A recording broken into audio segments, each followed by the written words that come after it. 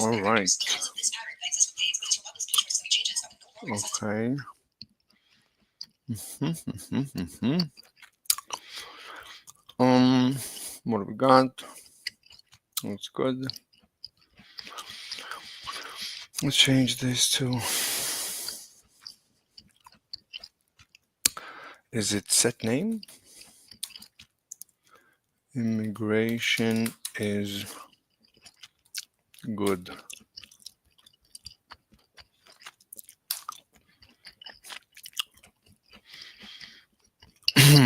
Everyone is talking about immigration.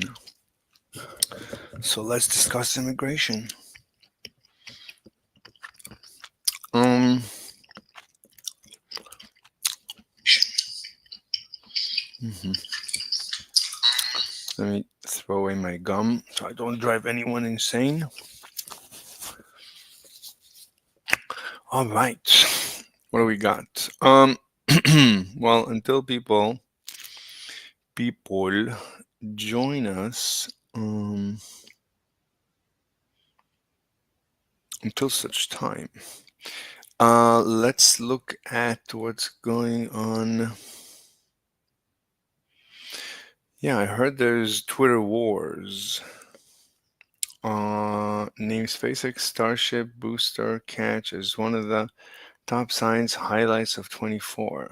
BBC World. Cybertruck. Forbes. Javier Milei. Wait, I'm not following Javier? That's weird. Um, fuera. Fuera or something? Trump to push for a constitutional amendment to impose term limits on members of Congress. That's interesting.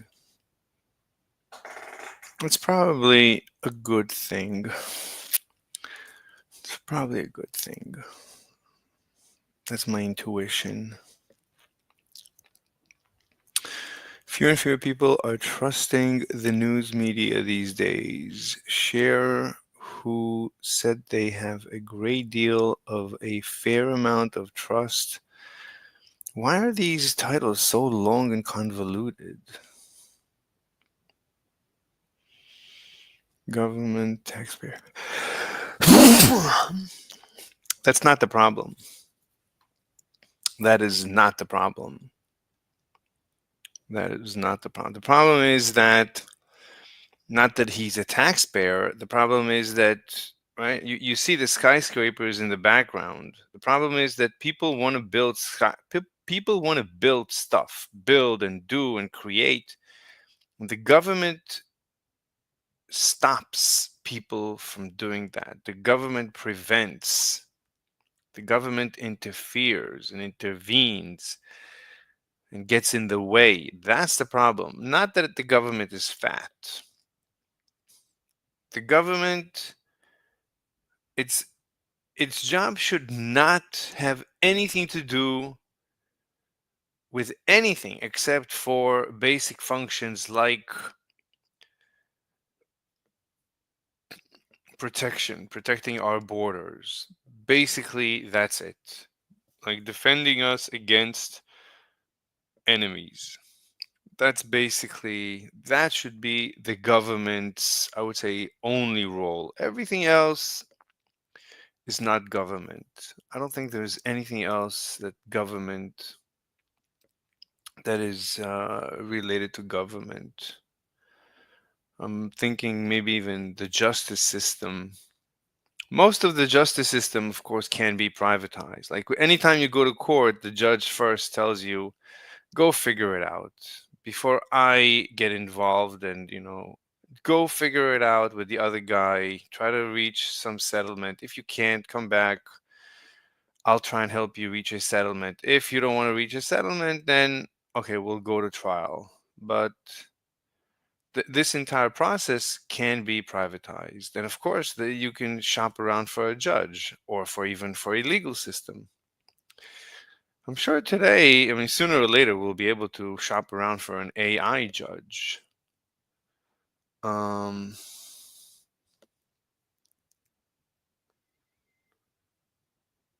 yeah, that's so true. I mean, racism doesn't exist. It's not even that racism is dead. Racism never existed. Oh, we have our first catch of the day. Hello. What's up?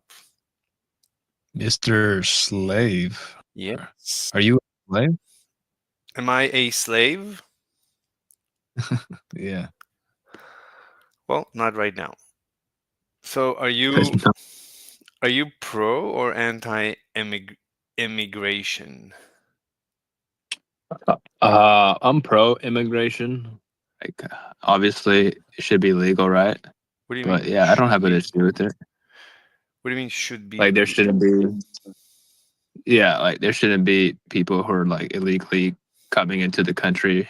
There should be like a legal process. Okay. Yeah. So But I like it. how do you respond to people who say they're taking our jobs? Um, I mean, look, Mm-hmm. if you have a wealthy country like the United States Mm-hmm. and there's just no regulation at all who could come, and Mm-hmm. they're just going to keep on crossing the border just however much want to come from any shit country they come from, right? Mm-hmm. No offense, but you know what I mean. Mm-hmm. Obviously they're gonna cause some sort of issues with the labor market, don't you think, if there's millions of people coming in? Then, I mean, I'm asking you. I mean, how would you respond to the people that say they're taking our jobs? What's your They're response? taking look, I think he if thinks they they are taking these their people jobs.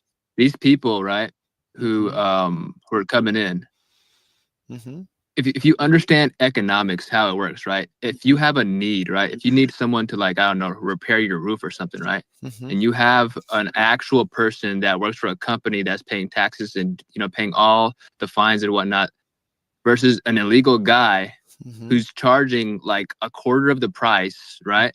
And Mm-hmm. he doesn't even contribute to the to taxes or anything, right? Mm-hmm. Mm-hmm. Don't you think he's taking the job of the guy who actually works at the company?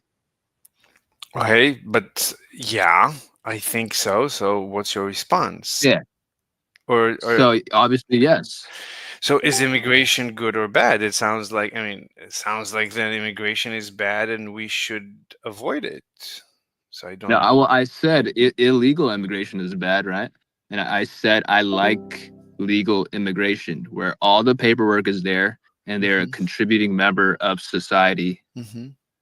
But I mean, people say they're taking our jobs. They don't mean illegal immigrants. They mean any immigrant. It doesn't matter if it's regardless of legality. Well, look, Hmm. when they say that, I mean, look, obviously in some sense they're gonna take jobs Hmm. because they have to take a job. But to say they're taking our jobs, I mean, Hmm. now it's getting complex, right? Because if you're introducing people into your society, these people not only are they going to be workers, they're also going to be consumers, right? Hmm. So sure, they're going to take jobs which they need. Obviously, you need to have a fucking job, but they're also paying people, right? So they're employing workers too.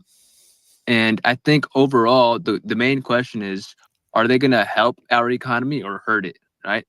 And Hmm. if we, have an immigration process that's being run properly, Hmm. right? These immigrants that we're bringing in, they're gonna help our economy fundamentally. Okay, but I have to ask again the exact same question. People say they're taking our jobs. So, what They're do you, taking jobs and they're providing jobs too. They're doing both. And but you agree that when they're, when they but you agree that they're look, taking. Hmm. yes, they're doing both, but Wait, it's wait. not as Um, negative as it hold on. sounds, right? Wait. So Yeah. you agree that they're taking our jobs, right? You're not dismissing that, right? You agree when people say Yeah. they're Look, taking. Hmm. Go ahead. if you want like a newspaper article, oh, he said they're taking our jobs, right? And if you want to take it out of context, you can. And What I do you already mean? told you, yes, they're taking jobs. They Wait. are taking jobs. I'll say it 5 times if you want. I'll say it however many times you want me to say it, right? But they're also providing jobs, whereas the illegal immigrants, they're not, and they're not helping our economy the way legal immigrants are helping our economy. They're not doing that. Okay, okay, hold on. So you agree that when people complain that they're taking our jobs, the complaint is valid. So let's separate variables. The complaints. Okay, so listen, Hmm. because we have to get specific here. Okay, when Hmm. they're complaining, right? Generally speaking, they're talking about illegals who are taking jobs and they're not contributing to our government. They're not paying taxes and they're causing harm. Okay. Hold on, And they say taking hold, jobs in a hold, very unelegant manner. Do you hold on, understand? It's hold an on, unelegant manner of speaking. And you could technically say the same thing to the legal immigrants. hold on, Okay. So hold. if you want to play the like a semantic game here, Wait, what? sure, But both the legal and illegal are taking jobs. Yes, they Mhm. are. I'll say it for a 6th time. Yeah, but when I ask you, are they taking that right? People complain they're taking our jobs, and I just ask you, is this right? You agree that it's a valid complaint? I'm just asking you yes or no. You every time you go into an exposition. Listen, Hmm. look, valid complaint. I told you what they meant, right? I'm telling you what they mean when I they just say want a that. yes. Why do you refuse to Well, give me a yes or no? I'm really curious. I mean, what's wrong with a yes or no? Hello, Mr. Face of Evil. Hello. a Yeah, yes hi. or no. Yeah, I When mean, they listen. When hmm, they say that, hmm, okay. When they say they're taking our jobs, okay. hmm. Okay, I'll tell you again. Okay. No, don't You, go. you Please, no more monologue. Just yes or no. I've heard your monologue multiple times. I'm. I, if you're okay, look, denotatively speaking, no, it's not a proper complaint. Okay, but connotatively speaking, it is. If we're targeting the correct people, like they are, because they're not speaking like lawyers, right? okay, well, hold on. I'm lost. I asked you, right? Do you know People. what the word denotative means? Do you know what that word means? No, no, I don't You know. don't know. Okay, it means like if we're speaking proper English, like absolutely, then the answer is no. Okay, the answer is no. It is not a proper complaint. Okay, but if we're not holding them to like this, pure perfect English, you have to speak properly 100%, right? Well, how is If we're this? taking How them is from how is if we're this? wait, let me finish. Let me You finish. you go If into we monologue. understand what they mean, Go okay? into If we understand monologues. what they mean, You go if into. we understand what they truly mean, You right? Then it go. is a proper complaint. Okay, hold on. You go into monologues. I lose you. I'm trying to narrow down your response. I need you to avoid monologuing. I need you to be I in. answered your question. The Yeah, but answer is no. okay, hold on. Every time I ask you yes or no, you go into a long monologue. The So answer is no. fine, I'll ask you again. So the The complaint. answer is no. What's the question? Is the complaint valid? Which complaint? They're taking our jobs. So they're not taking our jobs? They are, but the complaint part is invalid. Complaint. You said complaint, right? Do you eat like is English your second language? Uh, let's please not discuss me, any details about me. The So complaint is not valid. Whether or not it's actually happening that hold. jobs are being taken, but the complaint is invalid. I don't agree with the complaint. Mhm. So you agree that immigrants take the jobs of Americans? They take jobs, yes, and Mhm. they also, uh, cause jobs to happen, more jobs. But yes, they take jobs. Yes, Mhm. So you agree that if I'm an American and s- then it's not in my interest to support immigration, right?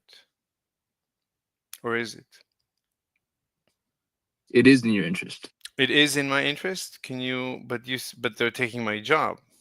I'm not, I'm gonna Oh be. my god. Oh my god. All right. You know what? Because English is your second language, I'm gonna give you a pass. Okay, so I'll explain further. So if it is How a, how is because this re- I said the complaint was how is invalid, this? right? Did I not I say? didn't Did I not I say did the not complaint was valid? use the word complaint. And I would like you to stop like talking about me. I'm not talking about you. Please be nice. Please don't mention anything about me. Just be Okay, interactive. Just answer questions. Be okay. nice. There's no reason to get upset. Well, I mean, I already told you this, but you want to go on with your thing. So Please I'll tell stop you again. saying that. Please stop being I'll mean. tell you again. No, I'll don't. tell you again. Okay? No. Stop being mean. Like, I'm trying to have a nice conversation. Don't say that you're telling me anything again. I'm trying to understand your Okay. position. Let me So, answer. Let me answer the question. sure. Okay. So Legal immigrants, right? what's the Because they question? have. Wait, hold on. So where are we in the discussion right now? Please remind me. You don't remember? Okay, please stop talking about me, sir.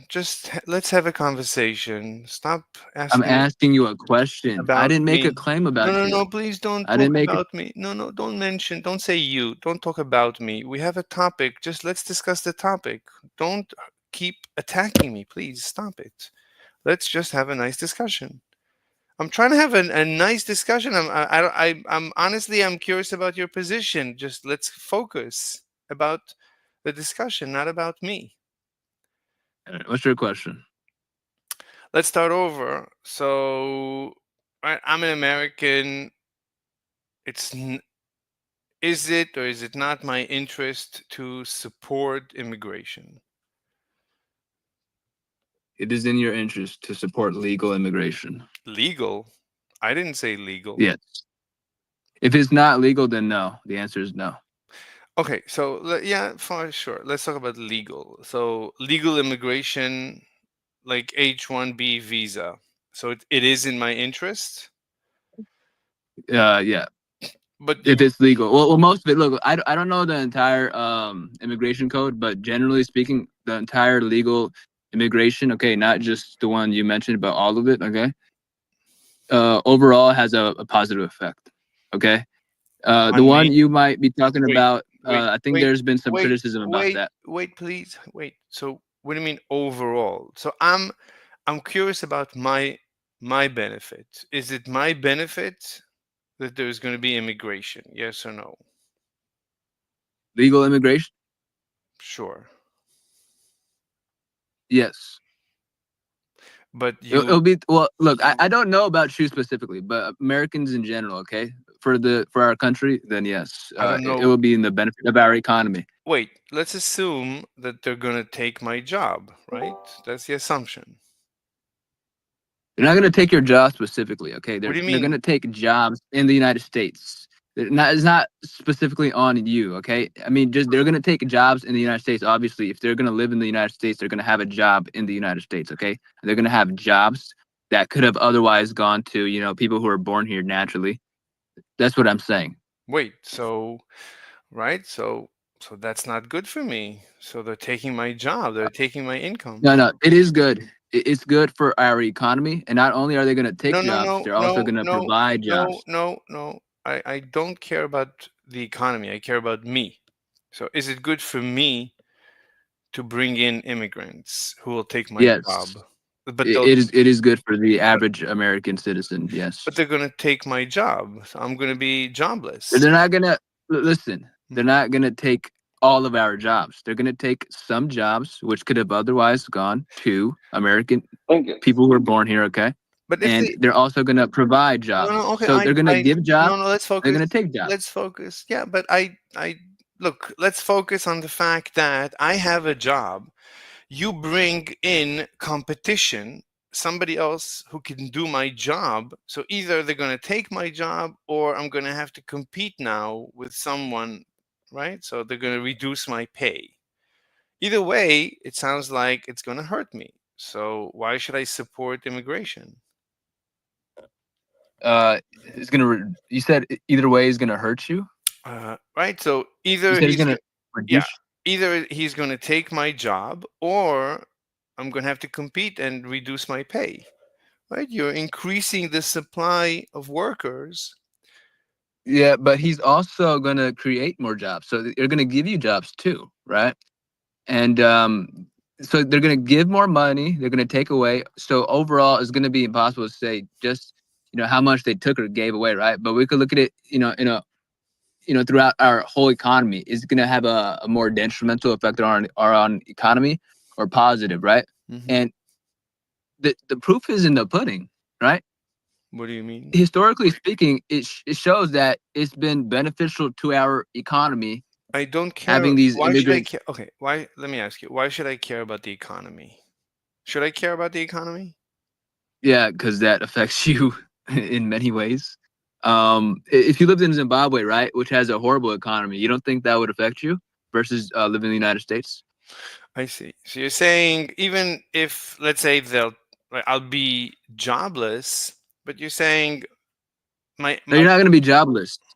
um, So look, you're mhm, making this assumption here that mhm, just because they're going to take jobs, that means they're going to 100% take your job, right? mhm. They're not taking every American's job, right? They're taking like I don't know 3% of the job or something like that, right? And not only are they taking about whatever percentage, right? They're also giving jobs. So tentatively speaking, they Wait, are taking wait, jobs, wait, right? But they're not wait, taking all of wait, our jobs. wait.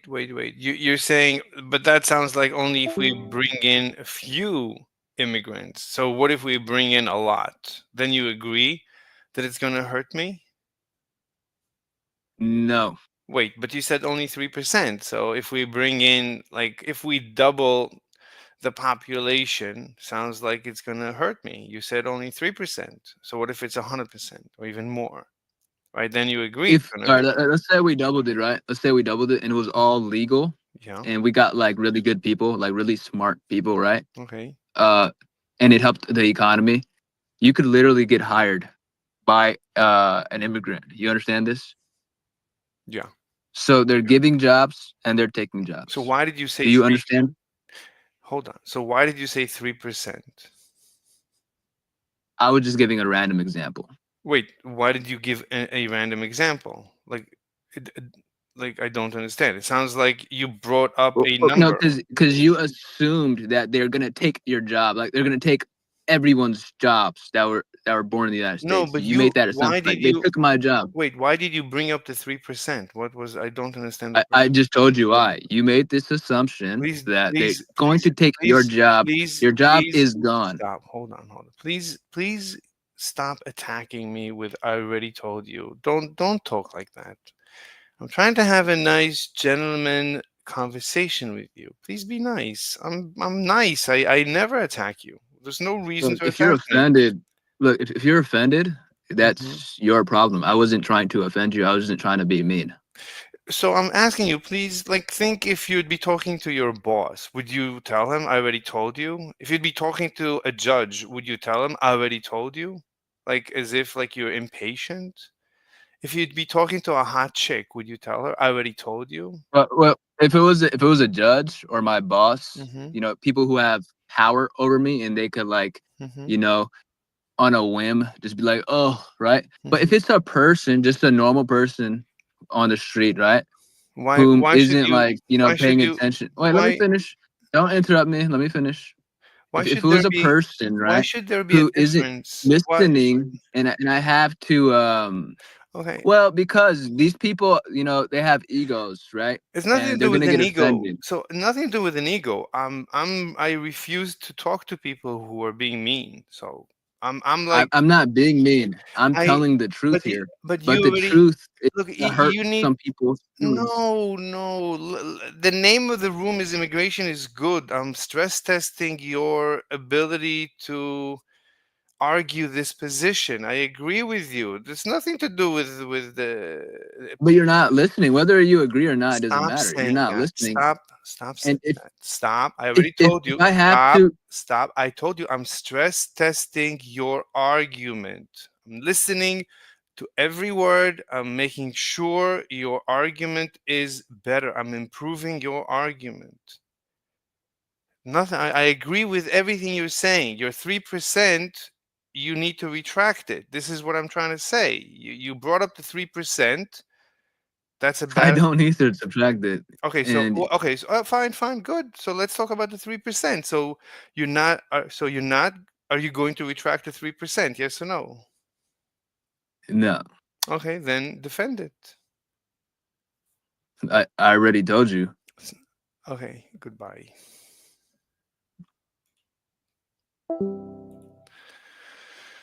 But he Hey, already told you though, you know. what? But he already told you though. Yeah, he already told me everything. No, I mean the guy is smart and he was making a good argument, but he's just with like every other answer is I already told you. I already told. It's like pulling teeth. It's like, I mean, if he did already tell you, why is he still yeah, what's repeating? the big of it? You would think he already told me. It's like he already spent $1 million. He's not gonna spend. It's like what? What's wrong with you? It's like I'm asking you a question. Let's say you already told me. Yeah, you already. Whatever. Who cares? Oh my It's kind of god. like a teacher and a student. You know, you have to explain it multiple times. You know, if it's requested multiple times, you got to explain it multiple No, times, but right? I To already get your point explained. across. But I explained to him I'm on his side. Look at the name of the Yeah, room. We're not yeah. arguing. You're not gonna believe it, but one What? of my chicks, she's from Thailand, Wow. and she's not answering. Like as soon as the plane from Bangkok crashed in Seoul, I texted her. Oh my God. Yeah, nothing. Like I can tell from the app that her line is dead. So, and I know she Uh, flies back and forth on it, this route. So I think she's gone. oh my God. Is there any way of checking? Like, will they Ah, report it in the I news don't. over there, or is there I'm. obituaries? I keep looking up if I can find the roster of the passenger list, but I couldn't find anything. I mean, obviously they're not gonna tell me the list of the names. Flight Would that Bangkok. not be public information? Would they not report it in the news? The list of the passengers? They never publish lists of passengers. Flight Bangkok Seoul. If they all died, I mean, wouldn't it be public information? Because there'd be But the funerals list of and the stuff for they're passengers. not gonna list the names. They're not gonna give you the Oh list no, of names. sure, no, but you could look up the person and check local obituaries would publish the How? death. How am I gonna check Like local bitch? you I don't have I don't have nothing. her. What do I you only do? have I mean, I have her first name. I don't have her last name. Yeah, This is I mean, this has never happened. I don't think this has ever happened that she was just off the grid. This is already when did I? Yeah, this is I mean, exactly since the crash. As soon as I heard about the crash, I texted her, and there's no, and her line is dead. So I think maybe her phone was stolen or something. Yeah, there could be another. uh, Could be a uh, coincidence. could be. No, Like if you she's think about like mhm. the probability of her being on that particular plane that crashed, I Very mean, the odds are unlikely. pretty slim. Also, she would have told me that she's flying. I always talk to her during her flights. She would have told me, but this is weird. So I don't know. Anyway, it's really bizarre. Anyway, what's your position on immigration? Are you pro or anti-immigration? Uh, I try to take like both positions and try to have like a mix. You know what I mean? If there's somebody who's like a bad guy, you know what I mean? Like you might want to keep that particular person out, or you might even want to lower them in so you can arrest them. You know, so it What? kind of gets a little complicated. If there's a criminal who wants to come What? into the country and hurt people, wouldn't you want to stop that person? Okay. I mean, But that's true for immigrant.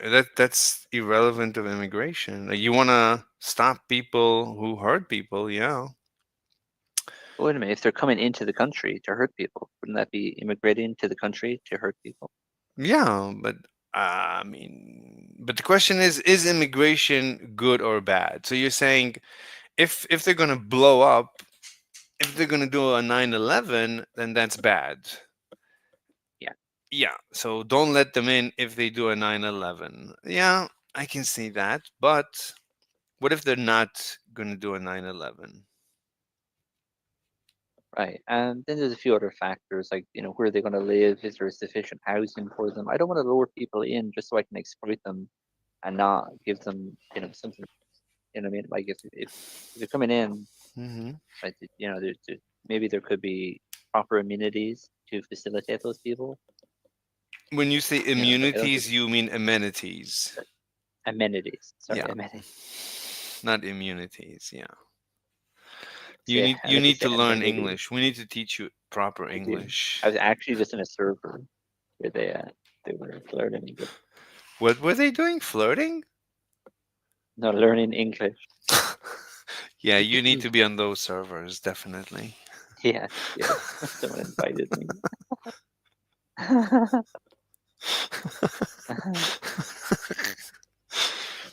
Oh my god. Anyway, so are you pro or anti immigration? Immigration.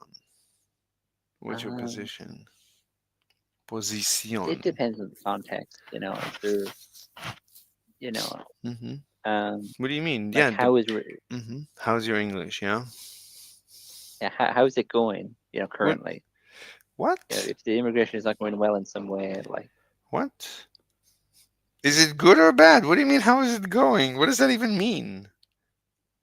if you're in a country and loads of immigrants are coming in and there's not proper housing being developed for them and there's not proper jobs for them and they're engaging in crime, like all this negative stuff, if that's happening, then it would be bad, right? If the bad things are happening, What do you mean? Hold on. Hold on. So, then it's bad, right? If good things wait. happen, then it's good.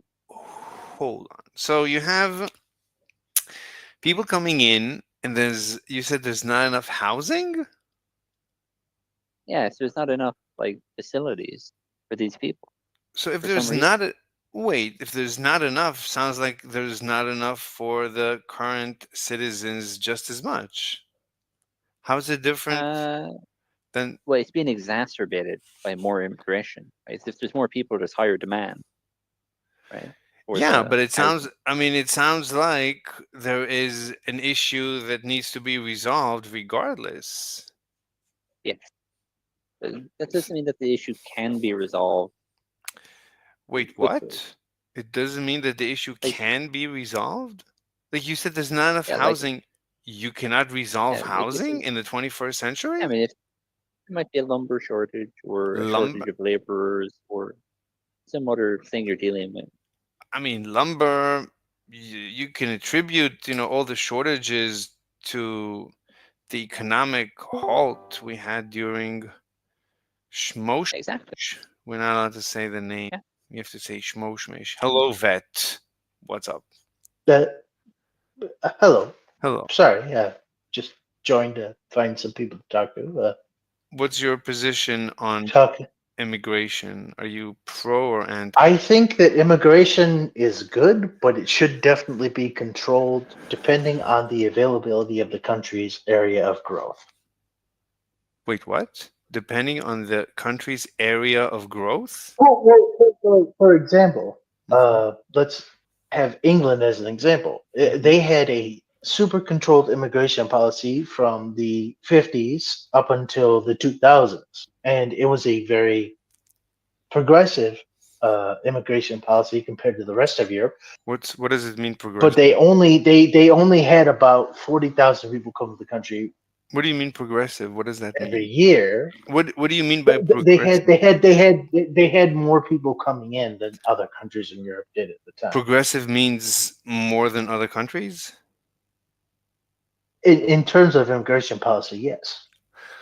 Okay, no, I'm just trying to understand your definition. Fine. Okay, No, no, so no. Yeah, no. I'm just, yeah. I'm just So they clarify. I'm just answering your question. okay. So So in they had more people coming in than other countries did, and between those two, between 1950 and to the year 2000, they mhm, had about somewhere between 30 to 40,000 people coming into the country through immigration every year, mhm, and that's mhm, great. It's awesome, mhm, but mhm. I Wait, think that their current immigration policy, wait, hold on, considering from the year hold on. 2000 to now, where Wait, they've had almost, oh, wait. sorry. Yeah, yeah. So you said that was like good. How do you know it Yeah. was? How do you know? Like, how do you measure that it was good or bad? Like, what's your like? Oh, well, in my, because it brings in people of different cultural heritage, it helps boost up the population. It helps to make sure that like there's actual different cultural Hold growth on, and hold. Wait, other wait, things wait, around that. wait, wait, wait, wait. So let's go step by step. So you're Yeah. saying that the immigration was good because what was the reason? It they It brings in a higher level of population. It brings in different wait, cultures, and it slow helps down. No, to. no, one at a Oh, time. sorry. Yeah, just one. Let's deal with one reason at a time. So you said higher level of population. What was that? Yes, it What is helps. It helps to boost the population of the country. boost? What do you mean boost? Like increase the size? Okay, so for example, Wait, again, y- let's take with Britain. I'm just going to give you an example when it comes to population boost. So wait, Britain, for a long time, wait, even hold after no, World War II, still wait, had conscription. hold on. Sorry. So you're saying increase in population? That's what Yes, you're using immigration to increase the size of the population? yes, because Britain for a long time still had conscription and still had like a draft and everything.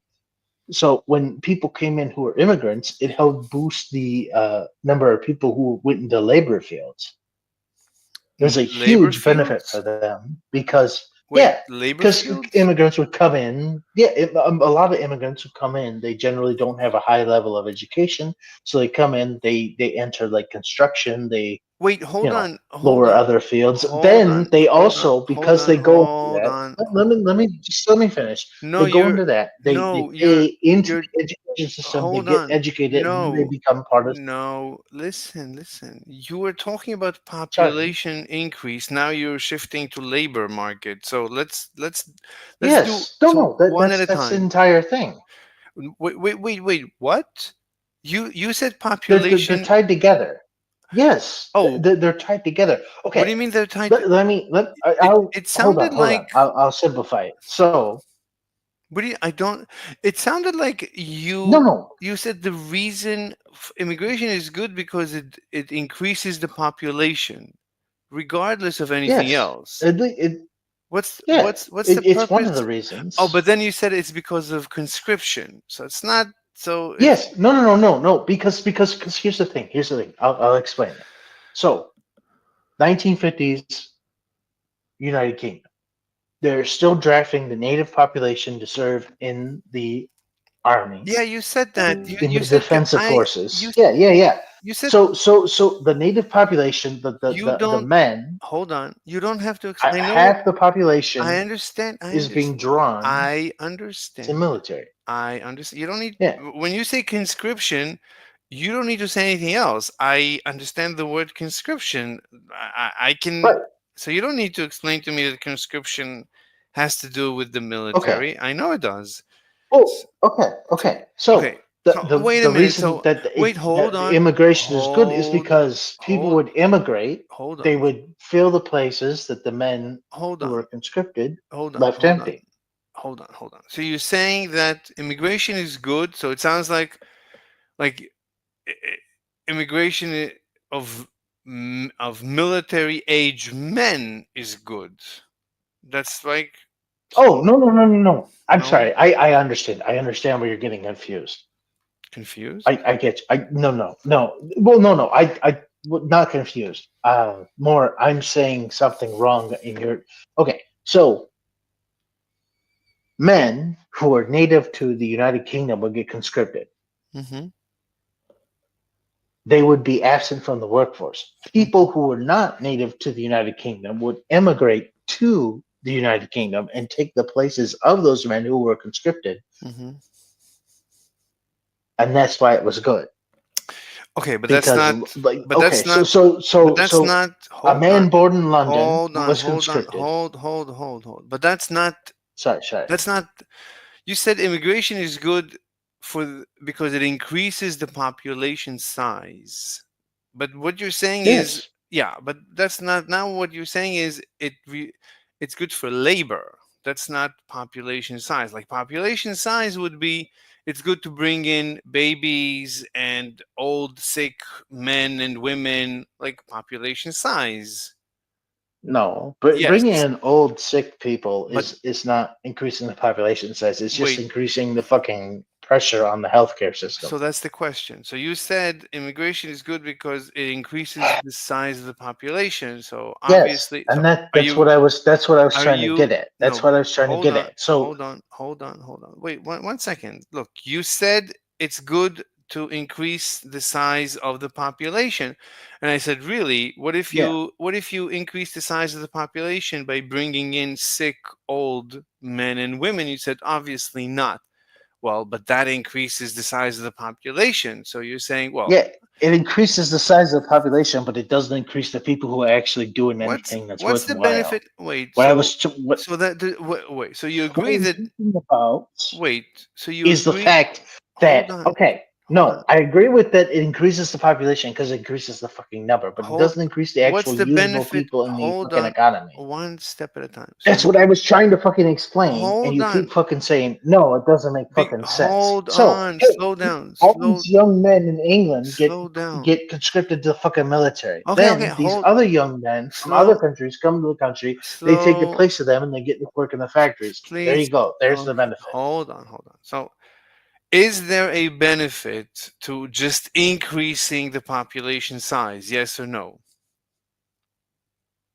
If they're suitable fucking to replace certain other places in the population, then yeah, So just yes or bro. no. Is it good If to it's increase the no, population it's not just a size? yes or no question. No, it isn't. Generally, it isn't. Okay. But it's not a yes or no question because it So depends on, hey, am I replacing a, but if I am I just inserting a bunch of old, weak, useless people and children in the economy, then probably not.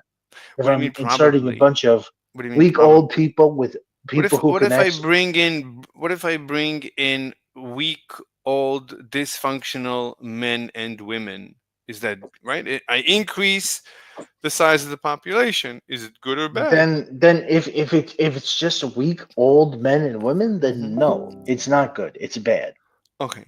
All right. But So if there are okay. children or youngsters amongst them who could actually be converted to the culture that they live in, then okay, yeah, that's fine. Okay. So because in the beginning you said the first thing you said when I asked you is immigration good? You said yes, it's good because it increases the size of the population. But you agree that Yes, because I you was relating it to when England was still conscripting people for soldiers and people would I immigrate there and understand. take the place of Yeah, those men I in understand. factories I and they would do understand. work. I understand. I'm just saying you said I asked you is immigration good? You said sure. The first reason you gave me why immigration is good is oh it increases the size of the population. So I demonstrated to you that just increasing the size of the population in itself is of no natural benefit. So we agree. No, if you just increase the population itself, yeah, no, I agree with you on that. Okay, okay, But if there's a reason to increase, right. well, because like in England's case, oh hey, a bunch of the people who are native are actually going to go and do something for the military, so Hmm. there's no people to take their place in the factories. Oh wait, these immigrants will do it. Good. So So that's labor. it's not like now So immigrate. Okay, so where in let's the go. past like 7 years, Okay, England has decided, hey, look, we took in England between 1950 and the year 2000 took in maybe hold about on. like Hold on. 1.5 million 1 second. people. But 1 second. since 1 second. 2010, they've taken One in almost 10 1 second. million people. 1 second. Listen, can you hear me when I Bad. ask you to slow down? Can you hear me? Yes, but you don't give me a reason to. But look, there's no point in you monologuing if I'm not like when I ask you to stop, it's not because I don't like you. It's because I actually Are you gonna give me a fucking argument? no, I'm not arguing. I'm just saying when you're speaking and I'm not following, that's when I ask you to stop. There's no point when I Oh, ask you to stop. There's no sorry. I point. didn't realize I was going too fast. I'm sorry. I apologize. So every time I ask you to stop, please immediately stop. I'm not stopping you because I want to shut you up. I want to stop you because I want to understand your position. So I want to ask I understand questions. I now. want to clarify what you're saying. Okay. So the next so again, so I'll ask you again. Is immigration good? It can be, but Okay, okay. nowadays it isn't. It can be. All right. Go on. I'm listening. Well, let's give, for example, again, we'll go back to England. Sure.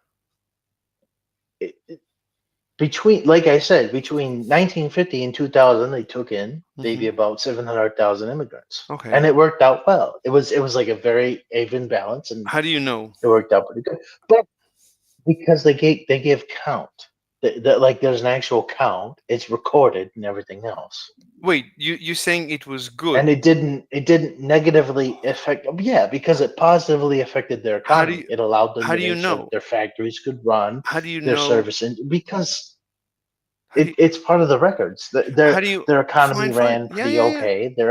Their service industries ran good. Okay. You know, So okay, okay. So you're saying but the since the year 2000, hold they've on. taken since Hold, 2001, and hold, now they've taken in hold, almost two hold. million immigrants. Wait, hold on 1 second.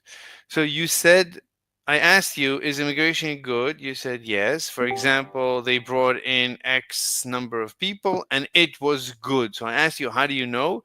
You said because there's records. Okay. My question is like I'm trying to have a scientific discussion. So how do you measure that immigration has a positive that immigration is a positive? How do you measure that scientifically? Do you know? It helped make sure that the economy didn't collapse. There were still people doing the jobs that were not being done by the people who were born there because they were conscripted into the army. Okay, okay, hold on, hold on. So I'm sorry.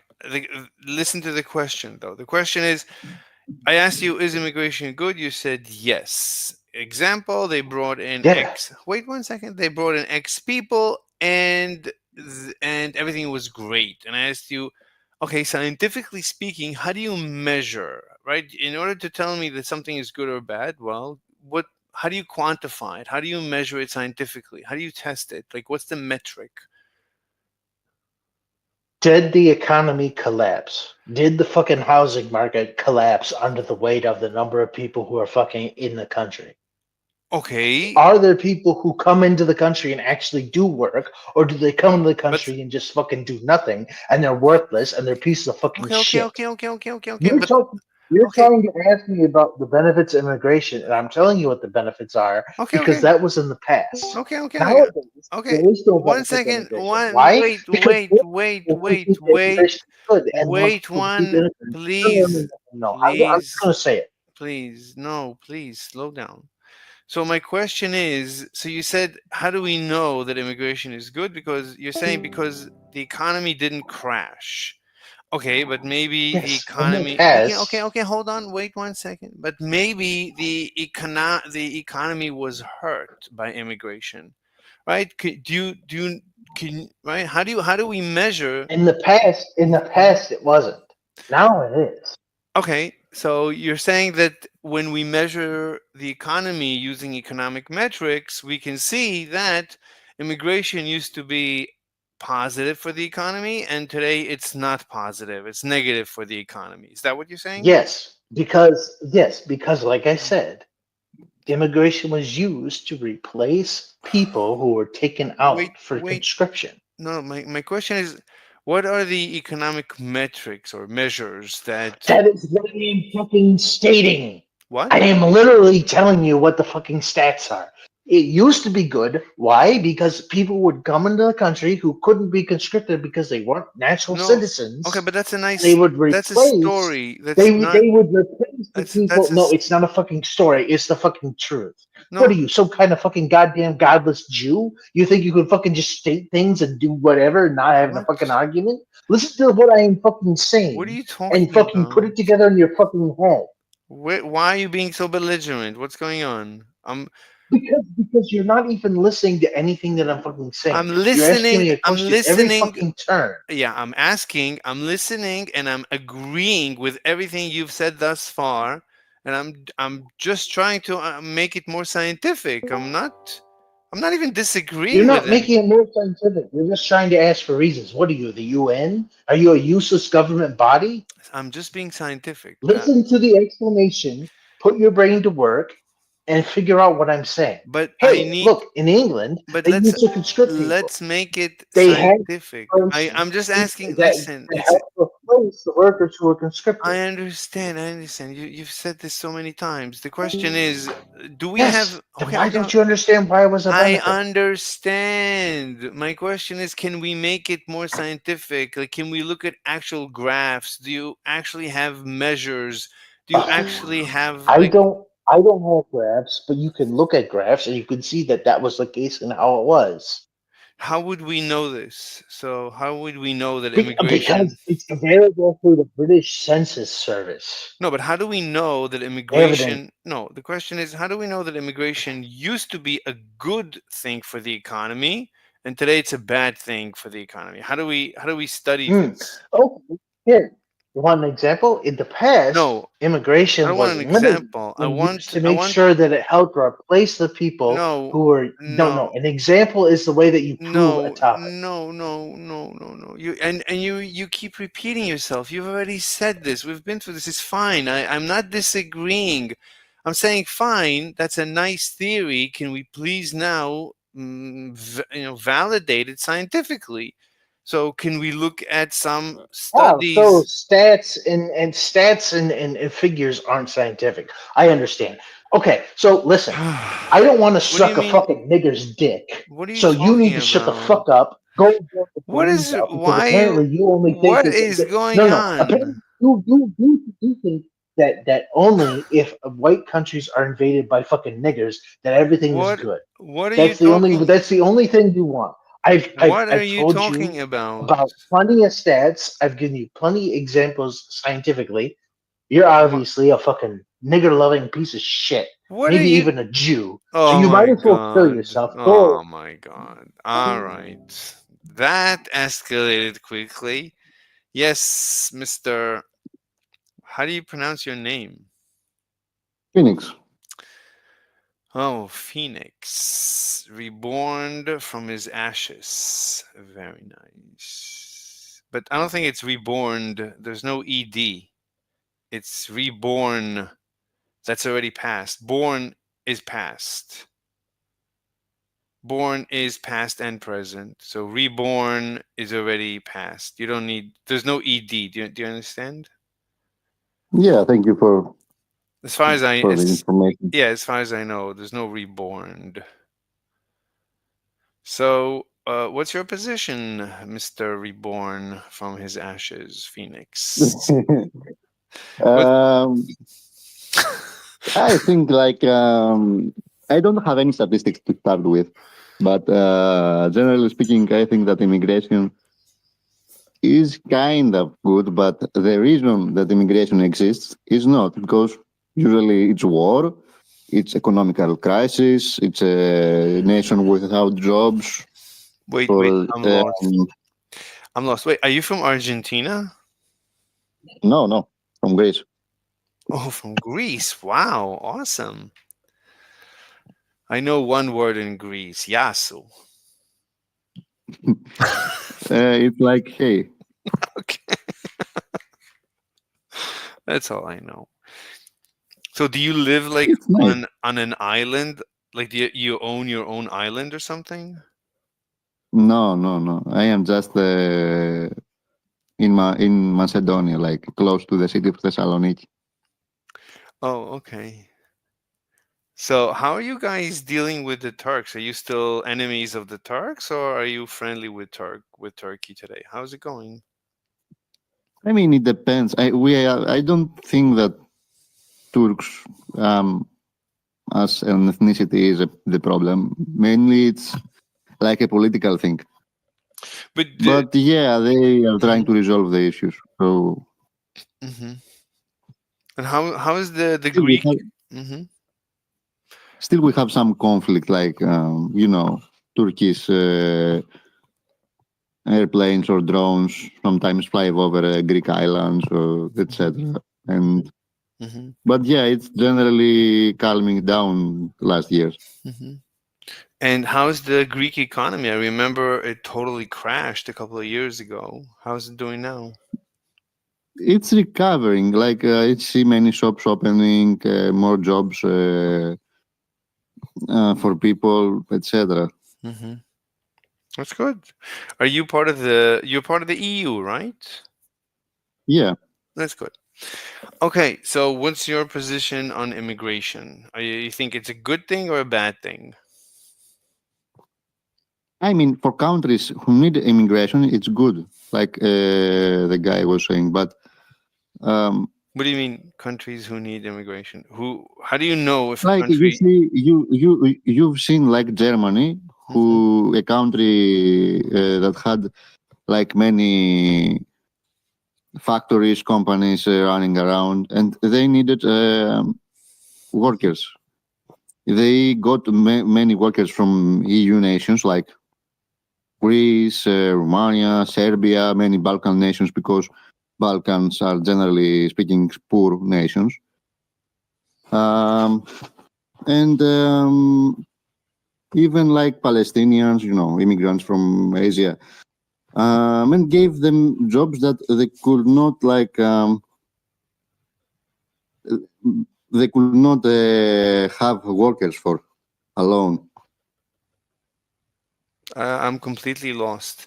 So the question let's start over. Is immigration good or bad? What's your position?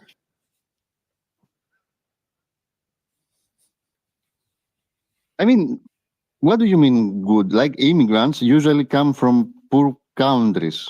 How is that good or bad? And from immigrants, you can get workers.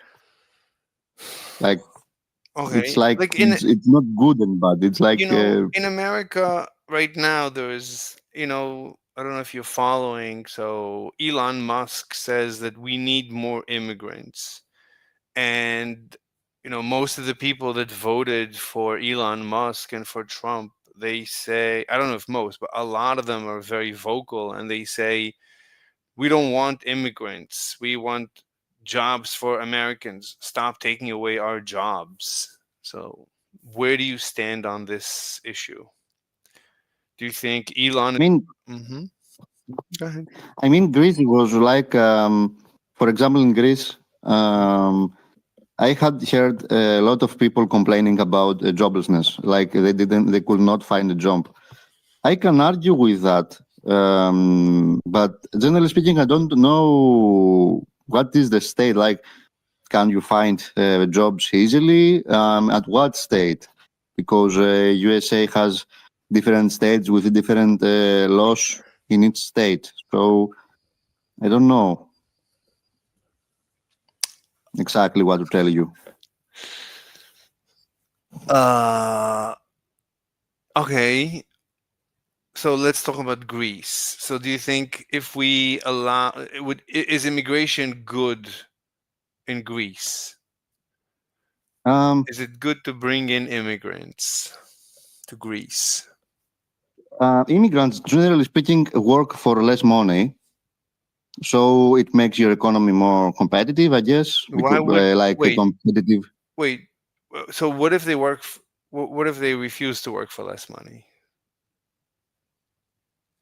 Um, Does it make a difference? Refuse? I don't know. They probably lose their job to a Greek nationality. So is it Okay, so is it good or bad to allow immigrants to immigrate into Greece?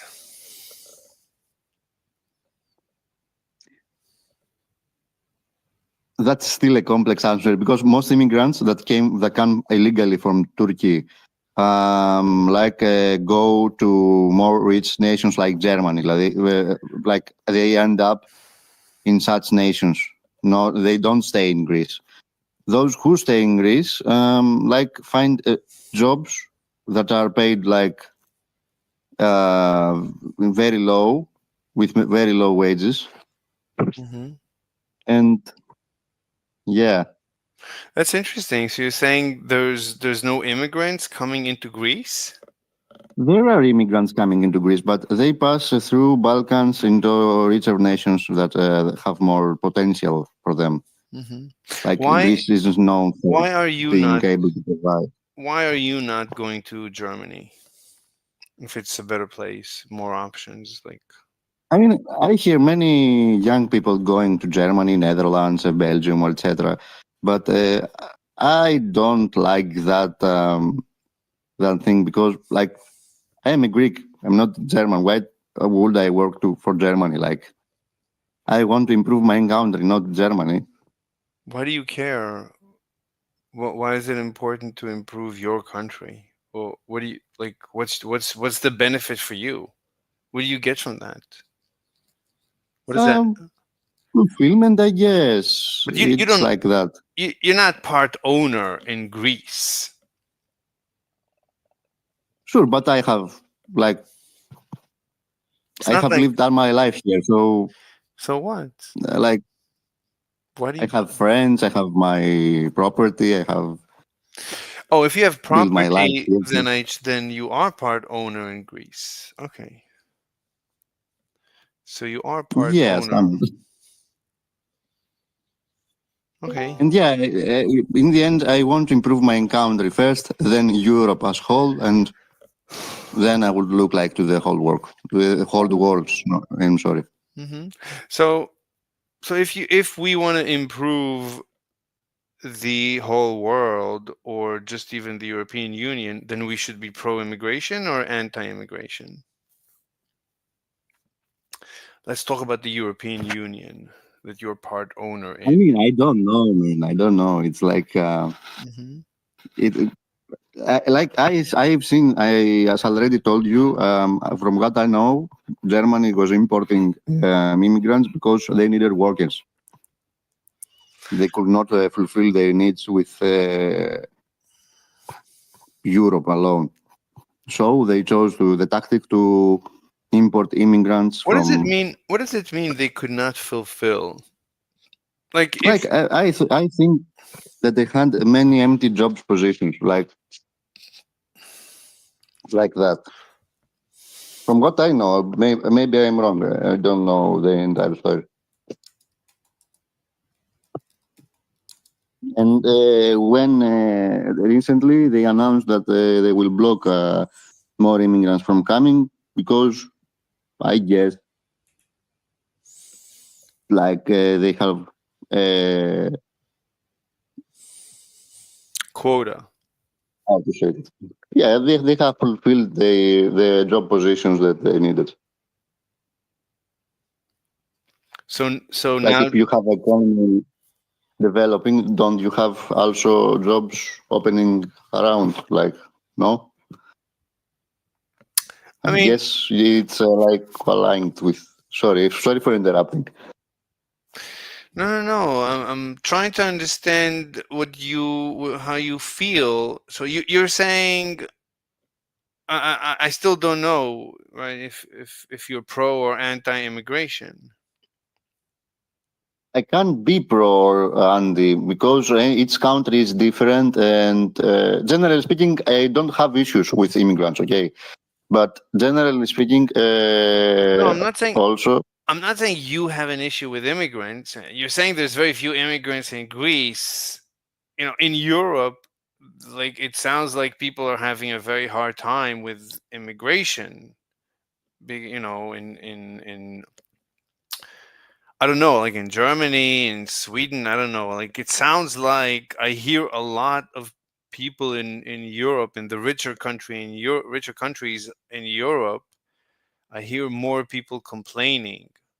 Right now, I don't know if I told you. So Elon Musk and Trump, they're having a big fight with the voters. That a lot of the people who voted for Trump are against immigration, but Elon Musk, who basically paid for Trump to win. So Elon Musk is very much pro immigration, and there is a big war taking place. So my question is, where do you stand? You're saying personally you don't have an issue, okay? But the question is, scientifically speaking, what's better, immigration or no immigration? Like, can we have a scientific say? Are I you don't think so. I'm not up to searching like graphs or etc. But I can say that scientifically, as you've said, like we need to see at the cause that people leave from the countries to come somewhere else. So I don't know if it's good for US or no. But I can tell you that from for the country that immigrants live, it's not that good to have like young people, families live from why like not? Syria, Pakistan, Why? How do you because know? it represents a problem. Like in Syria, where you have basically they called refugees, not immigrants exactly, but in Syria, for reference, How do you they know? have a war. In Yeah, Pakistan, but probably maybe they have overpopulation. yeah, but the war could be because there's not enough jobs, so the young men are agitated, easily agitated because they don't have good jobs, they don't have good prospect, they don't have a good economy, so they're upset. So they create a revolution. So maybe it's a good thing. Yeah, I mean, unfortunately, the economy is dependent on the resources that a country has. For example, Pakistan, you can see that it cannot support like that population number that it has. And you see many Pakistani people indeed coming to Europe to make a better life. Hmm. So yeah, it's What do you like what do you do? What's your do you work? Do you have like a business? Do yeah, you I work, but generally speaking, now right now I am like I have a broken leg, so I am really? recovering. Yo, How did you yeah, break your leg? I tried to do two jobs, and the second job was with a motorcycle. Hmm. I fell, Mm. and In the rain? not rain. It was summer, Hmm. and I wasn't experienced. So yeah, Mm. Wow. I couldn't fall like I could have fallen like and have no injury at all, but I did fall. I tried to put my right leg down to prevent the fall, and Mm. here I am. Yeah. Okay, listen. Okay. Wait, so you how did you get on Discord? How did you find Discord? I don't know. I was when I was if you go like 2 years later, I was into gaming, Hmm. but right now I don't feel liking very much gaming. And yeah, this was my start, like gaming, from a friend that told me like, "Hey, download this app and we can talk." Hmm. I see. Okay. I don't know what to tell you. I don't know what to tell you. Do you agree with what I'm saying? Like, is But Like I'm trying to have a it's the right thing. Yeah, yeah. You're everything you're saying makes sense, but I need more. I need it to be more scientific. Uh, like you heard, like people I talk to, they get upset. So when they get upset, that's a good thing, because like with you, you're not getting upset. I'm not getting upset, so I'm not really able to disagree with you. You're not really taking a position. You you don't really I have. mean, it's very. It's not like I'm not taking a position. It's like it's not. It's a very like you can't. You need specific examples. Like for example, you need to talk specifically for a country. You need very many specific variables to say it's good or it's bad for the economy or for the country, etc. Yeah. It's I like think you're too old, so you're not emotionally involved. The young When I talk to young men, you see they blow up. They get really. what do you mean? I'm 23 years old. Like Wait, how old are you? 23 years old. 23? Yeah. I thought you're like 103. You're 23. No, no. Maybe because you're Greek, so you don't get upset. I don't know. Did you I mean, vote? I've seen people getting upset. Like they have some stereotypes, like look, black people smell like pepper or Yeah, whatever. exactly. But yeah, I don't agree with that. Like I think that this is stereotypes or like So, normal things because so, of cultures. so, how could you be so relaxed? What's your secret? I don't know. Well, like Are I'm you, just saying my opinion without being nervous. I don't are know. you are you a communist?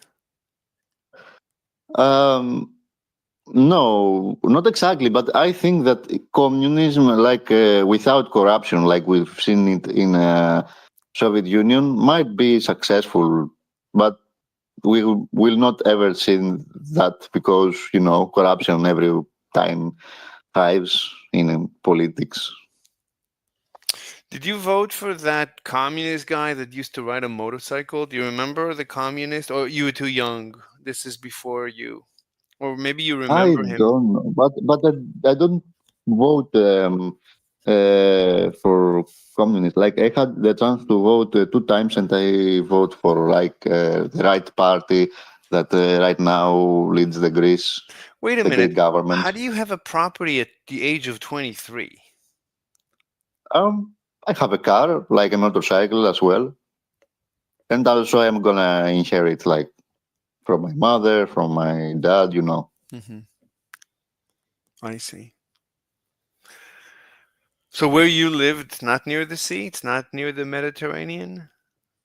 It's near the sea. Like we are like 4 kilometers away from the sea. But Can you see the Mediterranean from your house? no, no, unfortunately. But if you go somewhere a bit higher, you can see the sea. Hmm. Are all the So yeah, islands inhabited? Do people build houses on all the islands, or it's illegal to build houses on the islands? Because I know, um, there's hundreds of islands in Greece, right? yeah. Most islands have at least one building or like a church sometimes, but not all the islands are inhabited. There are some rocky islands that Mm-hmm. they are just there. Then they aren't used of Mm-hmm. for something.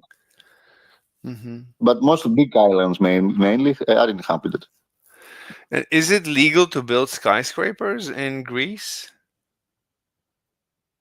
Yeah, but you have a lot of paperwork to do that. Like there is a project running in Athens right now, Mm-hmm. from what I've heard, but we hear that decades, and it's progressing very slowly. So yeah, What's the tallest skyscraper in Greece? How many floors? I have no idea. I can search that if you want. No, it's not critical. Not important. All right. I'm gonna go.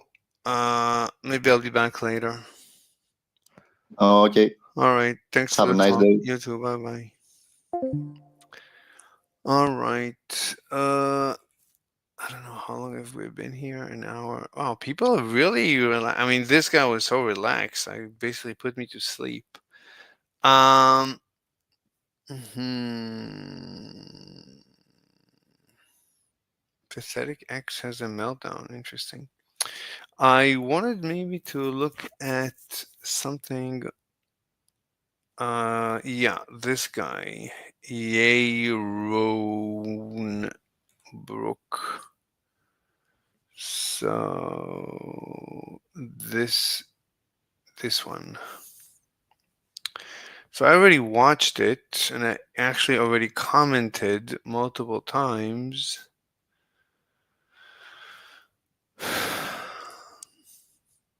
Let me. Oh, it's already fast? No. Let me speed up and let me skip forward. Principals Brook Show. Slowly, Sunday show. We'll see how long we go.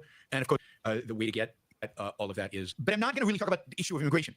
That is going to be covered tomorrow. So tomorrow, 7 p.m. Sorry, 6 p.m. East Coast time. Tomorrow, 6 p.m. East Coast time. An entire show dedicated to just immigration. We'll break it down. We'll take all the objections to immigration. I'll provide some answers to it. I don't know if we can cover every single aspect of the immigration debate in one show. We will see. But it will be there. But we will try tomorrow. It'll be probably a pretty long show, so come prepared. But more importantly, come prepared with all your immigration objections, questions, challenges. What about Europe? What about mass immigration? What about this? What about that? Feel free to put that in or add that again to the super chat tomorrow so that we can cover everything. So that'll be tomorrow. Tomorrow, the entire show, just immigration, right? Just immigration. And then, of course, on Tuesday, it'll be New Year's Eve. And New Year's Eve, we will be doing a show starting at 1 p.m. East Coast time, same as today. It'll be a long show, as long as it takes. We'll see what happened. We will raise money. We'll raise money over what we need to do live. But we'll go. If you would like to manage, PayPal has. Feel free to PayPal. More is better. We'll work off of that. And I'll be doing a one-time thing. We'll have directions. Right, if I'm pronouncing that right. This is the Trump's submission to the Supreme Court to down by. I'll make the decision. Don't worry about it. I got this. Formative content on this platform. Negative vibe on Twitter. So now it's like, yeah, maybe. Here, that is when Donald Trump serving under Krishnan. Now, and Laura Luna, I think, was maybe the first. But Okay, so this that was is. post 56 minutes ago. So that is Elon Musk's, I think, conclusion from the whole thing. All right, everything started a few days ago when Donald Trump appointed Siram Krishnan as a advisor for AI, serving under the AI czar, whose name just escaped me, but serving under the AI Siram Krishnan. Now, and Laura Luna, I think, was maybe the first, but there were a number of mega comments that came out saying, more, we don't need these Indians. Why are we bringing, these foreigners into the administration? We were supposed to, we were supposed to be an American first administration. And what's going on here? MAGA's being played. Vivek and Elon are bringing in these foreigners, and they're getting these senior positions in the Trump administration. Something's very wrong here, unacceptable. We need to do something about it. And MAGA just jumped on the whole thing as part of this. Elon Musk, later said stuff about, we actually need more people like Krishnan. We need more people like Krishnan. We need more H-1Bs. We need more people to come here from these countries. And then all hell broke loose. Basically, the racists and the zero-sum world, DEI for Americans, the whole thing just exploded. And MAGA just freaked out, completely flipped out on Elon Musk and the whole thing. Then Vivek responded with a long post about American culture. We'll talk about that in a minute. And then he was attacked. And it went, and then it just got, other tech guys came in trying to defend the H-1B system or trying to recalibrate the discussion about H-1B. But the MAGA people were like either making racist comments or zero-sum kind of Marxist comments about employment, about wages, about the damage immigrants do. And again, this has been going on. It's still going on in some parts of Twitter, but this dominated Twitter for a while. But as I said, it started with Sriram Krishnan. And if you've ever seen a photo of Sriram Krishnan, he's not a pretty guy. I mean, he is, and I don't think this is because this has nothing to do with his ethnic background or where he comes from. He's just not got a pretty face. He's got a pretty ugly face. And immediately pictures went up on Twitter. People saying, we don't want people like this in this country. And of course, they were making a strong racist claim, and it went all over the place. And it's interesting to know who this guy is. I mean, it's a fascinating. His story is a fascinating. Greatness of America story. I mean, we talked about Horatio Alger. We talked about Horatio Alger, I think, yesterday. Adam recommended that we read Horatio Alger. Well, here's Horatio. This is a Horatio Alger story. Sriram Krishnan was born in Chennai, India, to a relatively quite poor family. Family couldn't afford a computer until he was 17. When he got one, it was because his father was willing to spend what was equivalent to a year's worth of salary in order to buy him one. So when he was 17, he basically taught himself to code and started coding for himself and creating products and creating stuff online. And he wrote about this in one of his blog posts where he wrote about some of the stuff he was developing online, caught the eye of a Microsoft executive who was visiting India. And C1 was invited to come and demo his work. He's flown out. He presented in where he worked, I think it's cloud computing, Microsoft, and it was considered one of the really raising stars in IT. After working scattered from Microsoft, he left and moved to Silicon Valley. He's a tech legend and who basically. So this is an interesting point. So he worked at Microsoft for several years, again, cloud computing, and it was considered one of the really raising stars. He worked, directly under a guy named Dave Cutler, who's. Dave Cutler was a football player, and then he switched to, you can listen to the interview, but he switched to programming and became one of the greatest programmers or developers. He developed multiple operating systems. I mean, most people don't develop a single one. He developed multiple. So he's he's a legend. And it's going to come up later that Vivek is complaining about football players. Well, Dave Cutler is an ex-football player. The reason he switched to programming is because he hurt his knee. Who's a tech legend. But that's a minor point. Basically, yaron is wrong about immigration. His analysis is incorrect. And who basically built Windows NT. So Azure is AWS, which is AWS is the Amazon version. Right?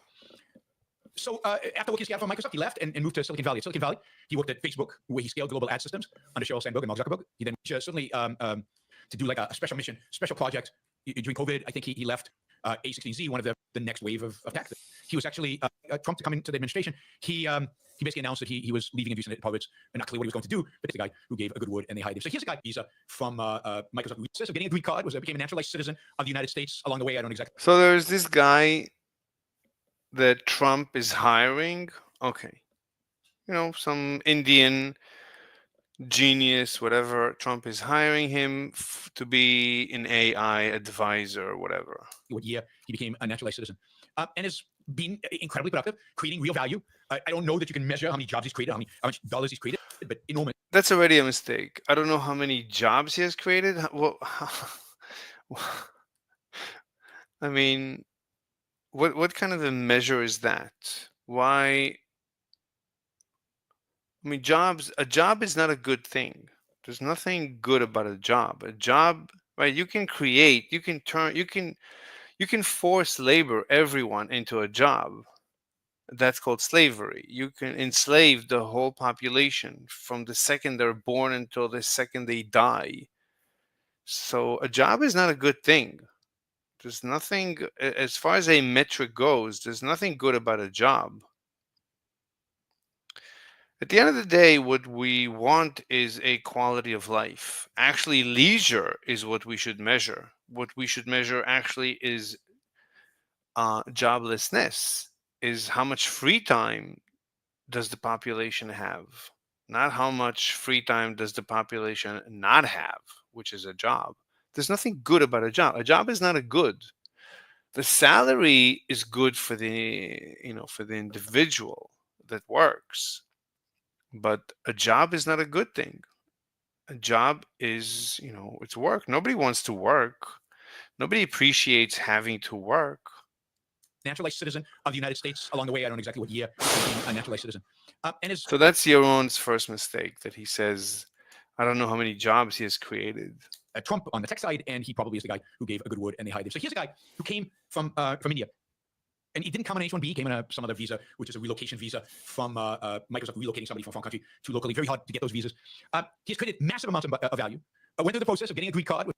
So he has created massive amount of value. Okay, how do you measure this massive amount of value? Became a naturalized citizen of the United States. Along the way, I don't know exactly what year he became a naturalized citizen. And has been incredibly productive, creating real value. He's been productive, creating value. How do you measure? What's the measurement? I don't know that you can measure how many jobs he's created. How much? I don't know if you can measure how many jobs, but it sounds like you're looking at the jobs, but a job is not a good. So how can you say that he's been productive by creating jobs? Dollars he's created, but enormous, right? And he's being tapped to advise on AI now. Right? When you create technology, the purpose is to remove jobs. The purpose is to do the job instead of the person. The purpose is to make the economy more efficient, the production more efficient, so you don't need a person. So you don't need a job. That's the purpose of innovation. Innovation is always to make life easier, to give us more leisure. To claim that he created jobs, that's not how you would measure his productiveness. Now, I am. Right? It doesn't make any. You can just imagine he forced labor. He just took a gun and put a gun to people's heads and forced millions of people to work like slaves. Would you say that's a good thing? Probably not. So why are you saying that he created jobs as a measure of his productiveness? That's so. This is where yaron is off the mark. I'm skeptical about the government having a czar for crypto and AI and what that means. And I worry about the fact that I think these Silicon Valley guys who are involved with the Trump administration think that I agree. they don't object to central planning. They just think they could do the central planning better. And I worry about government having AI and crypto policies and what that means. Let the market rip and let's see where AI and crypto lead us. I mean, hopefully that's going to be the job of this czar. It's going to be to make sure the market is free to do whatever it wants. I worry also about, I think there are all kinds of misaligned incentives by having these tech guys heavily involved in government. But overall, they're probably more rational voices than the other people surrounding Trump to go for it. But here's a guy, More rational than Musk?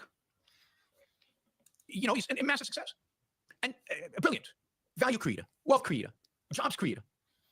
And what does MAGA care about? These voices than the other people surrounding Trump to go for it. But here's a guy, he's a massive success and brilliant value creator, wealth creator, jobs creator.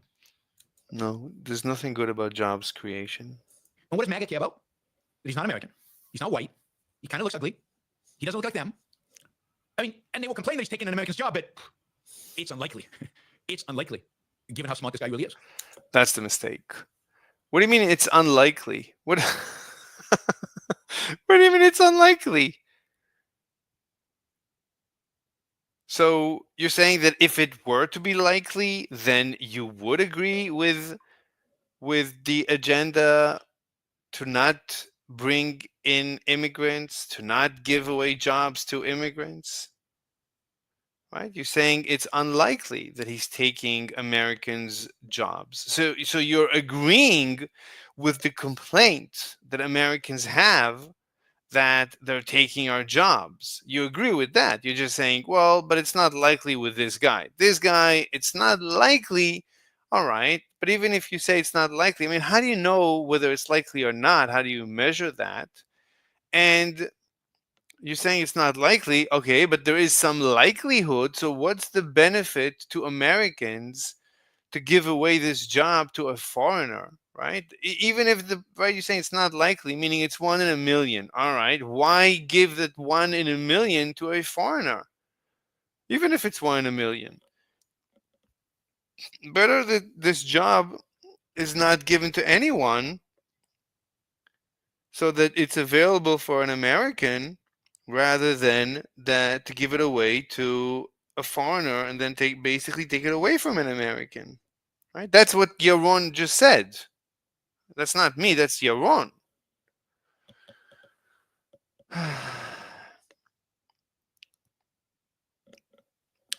Someone has just joined our Discord. This. Hi. Voodoo Juice.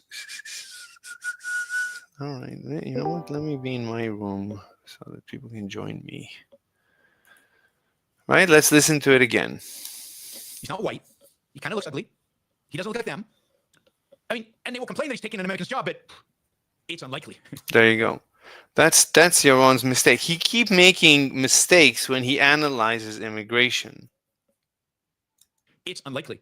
Again, it's unlikely. So meaning, okay, but even if it's true that it's unlikely, I don't know how you measure this, but even if it's true that it's unlikely, but you agree that he is, with a certain probability, taking jobs away from Americans. You agree. So he's hurting Americans. You agree? You're not disagreeing with the voices against immigration. Given how smart this guy really is. Oh, so if he were so if immigrants are not smart, then you think that we should not let them in. Again, that's what Yaron is saying. Again and again, he's making these mistakes. Later, he's going to explain. I mean, a lot of times Yaron just contradicts himself. The way I know he's wrong is because I've heard him a lot and I've learned a lot from him, so that when he contradicts himself, I know that right, I know that he contradicts himself, and I already know that he already gave me the right answer. So now he is giving the wrong answer. So when he gives the wrong answer, I know he's giving the wrong answer because he already taught me the right answer. It's not that I have some other source of information. Yaron is my only source of information. I just listen to him. A lot of the some of the time he does a correct analysis, and that's when I like him. But some of the time he does a wrong analysis, and but I know he's wrong because I've heard his correct analysis. I am the final arbiter. So, but right, this is clearly wrong what he's saying right now. Others smart. He kind of looks ugly. He doesn't look like them. I mean, and they will complain that he's taking an American's job, but it's unlikely. It's unlikely, given how smart this guy really is. Right. So later on, or maybe in the previous show, he said that it doesn't matter, that we should let immigrants in, period. The question should only be, and this is where I uh, give you my personal analysis. The question should only be, should we allow immigrants in? The question is, will this immigrant increase or decrease the average quality of life of the American? That's the only question. Is this going to make our lives better or worse? That's it. That's the only question. Now, if we let in a productive member of society, then by definition, he's going to make our lives better.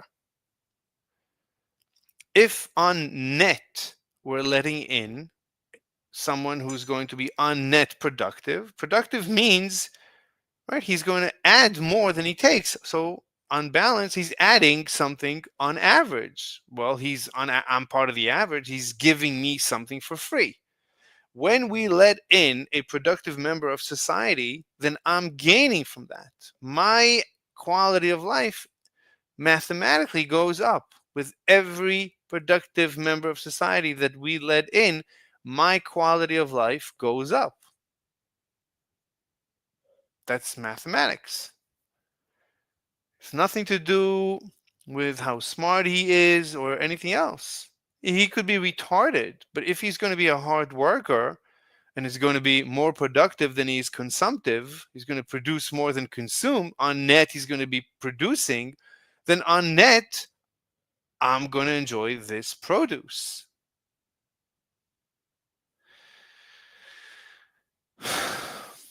Other smart Americans, as smart as he is, all have jobs. All have jobs.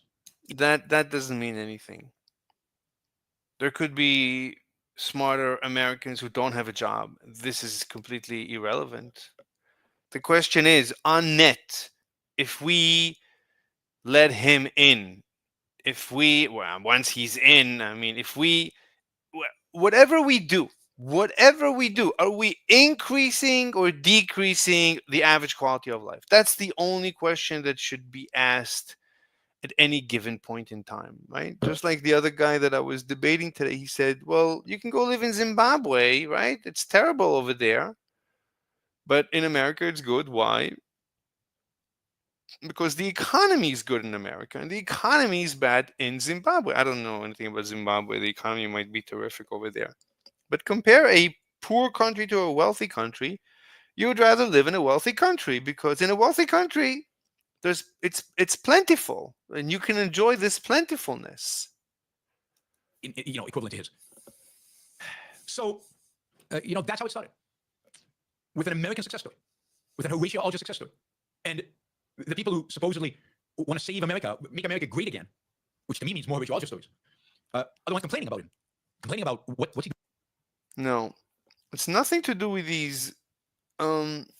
Is it to do? Yeah, I guess it has to do with these stories, but not necessarily. I don't think that these stories are what make America great again. Maybe, but it's more mathematical.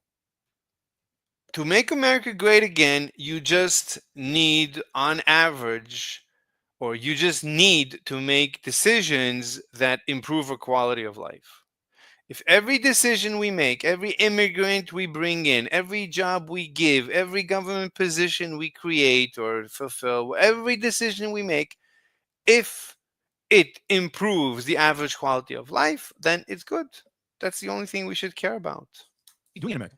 Why is he so successful in America? And why would Trump put such a person in such a position? So, as I said, all hell broke loose. MAGA went all out, crazy racist and crazy zero-sum kind of Marxist. And I think those are the two groups that basically, were in this, right? The two groups. He has two watches on his left hand, on his left wrist. That basically represented here is the people who argued that bringing in H-1B visas destroys American jobs. They outcompete Americans, or they lower wages. Although this is Serum is a good example with that is clearly not the case. That's incorrect. It's good to cause wages to go down. That's actually a good thing. Paradoxically, if you create, right, ultimately you want no one to work.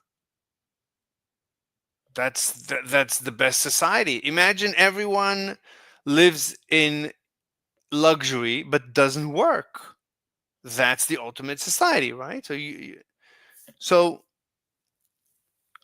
let's hear it again. Who argued that bringing in H-1B visas destroys American jobs. They outcompete Americans, or they lower wages. Although lower wages, lowering wages is a good thing. I mean, not if I force wages to be lower, but if wages go down, if I bring in an immigrant and he causes, he's increasing the supply of labor, therefore he's causing the unit cost of labor to go down, he's lowering wages. Yeah, that's a good thing, because you're increasing the productivity of the country, of the market.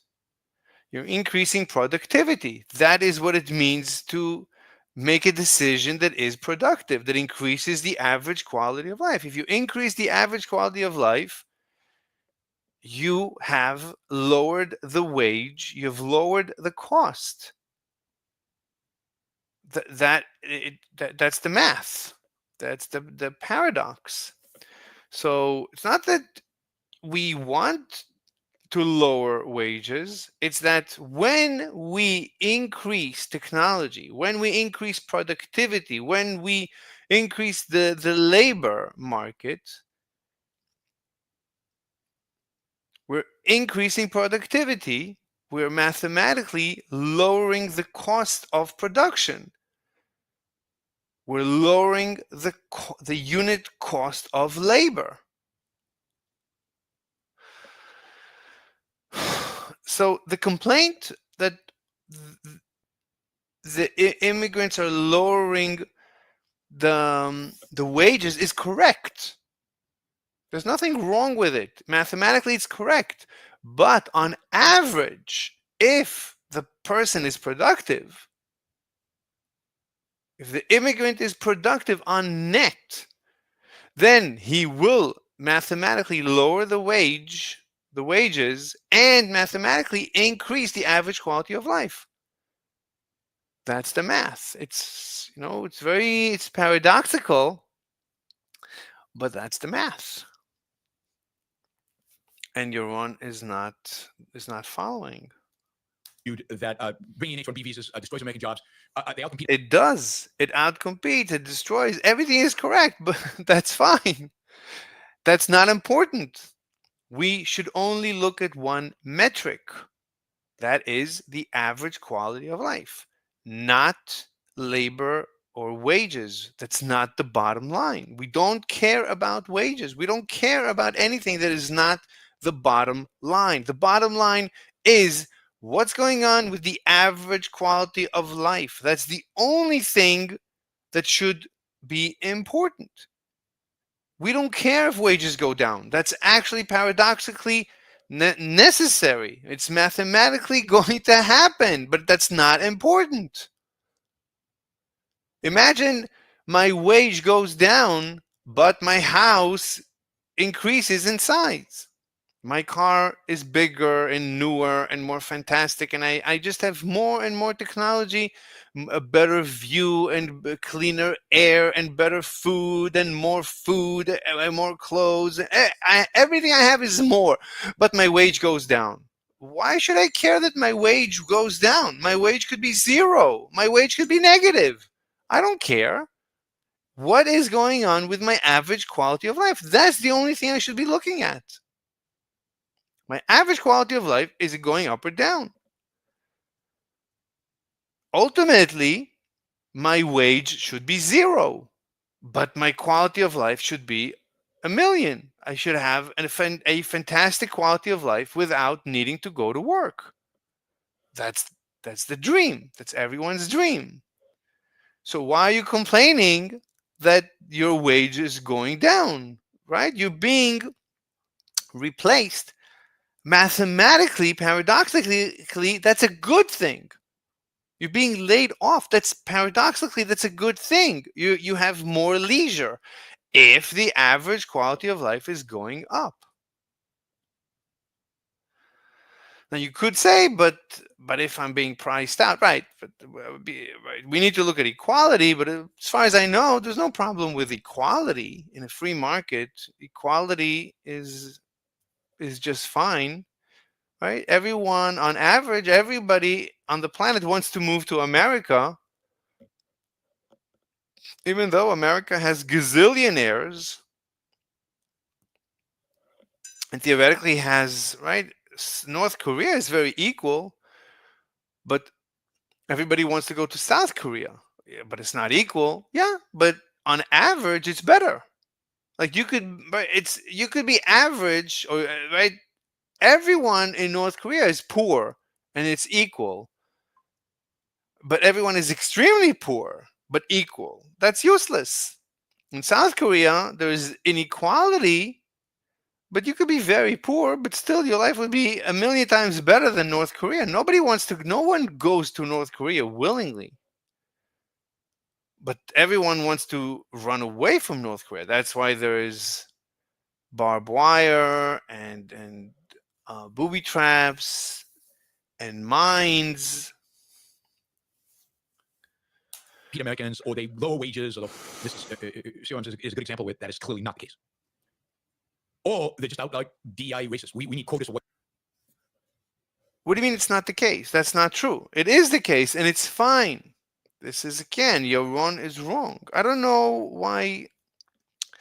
I think maybe under pressure during the show, he's not thinking. There's too much pressure on him. So he's not thinking clearly, because he himself says the opposite and explains it well. Visas destroys American jobs. They outcompete American. It's true. He destroys American jobs. He outcompetes Americans. This is all true, but paradoxically, it's not important. Americans, or they lower wages. Although it's true and paradoxically not important. Believe it or not, it's not important. This is a good example with that is clearly not the case. That's not important. Even if it is the case, it's not important. The question is bottom line, quality of life. Nothing else matters. Or they're just outright DI racist. We need quotas for white people. We need to make sure white Americans who go to school have good paying jobs. So just the flip side of DI, the mirror image of DI, just from the perspective of. Well, but you have to argue why it's incorrect. So, okay, why is racism incorrect? What's wrong with racism? You can't just say, oh, they're racist. Okay, I mean, you could say it's racism is arbitrary. I mean, racism, there's no logical argument about racism. Why would you prefer someone with your skin color over someone with more melanin? I mean, right? It's not a scientific argument. And the question is, does racism increase our quality of life? Well, mathematically, why should it? Right? On average, right? Racism on average doesn't do anything. If I prefer, probably it hurts, because instead of optimizing the decision to take the best man for the job, I'm giving it to someone who's not the best. That's what racism is. So I'm actually not optimizing the economy. So racism is bad for my quality of life, for the average quality of life. That's why racism is bad. You can't just say, "Oh, he's being racist. He's poo poo." You can't poo poo away racism. You have to explain mechanically why racism is suboptimal. White Americans. Okay, you have to explain why white Americans, why preferring white Americans is actually hurting all of us. On average, it's hurting us. On average, it might be good for the whites, but on average, it's bad. You're not optimizing the economy. It's not just white Americans. I also saw comments of, like, Steve Bannon says something like, we shouldn't allow any immigrants into the United States until no more H-1Bs, until Silicon Valley. So it's not even immigrant. It's not even racism. It's just it's nationalism. Let's not let anyone into the country until something happens, which is suboptimal, right? The question should be, when we let somebody in, is this action going to increase the average quality of life? Is this person going to be net productive? That should be the only question. Valley's 20% black and 20% Hispanic. Okay, so it's not even, he's not even racist, he's anti-racist, but anti-racism is also bad. Your only question should be, what optimizes the productivity of the economy? That's the only question, not white or black or Hispanic optimization. No, just economic optimization should be the only consideration. He is appealing now to blacks and Hispanics because they voted for Trump, so we got to appeal to them, right?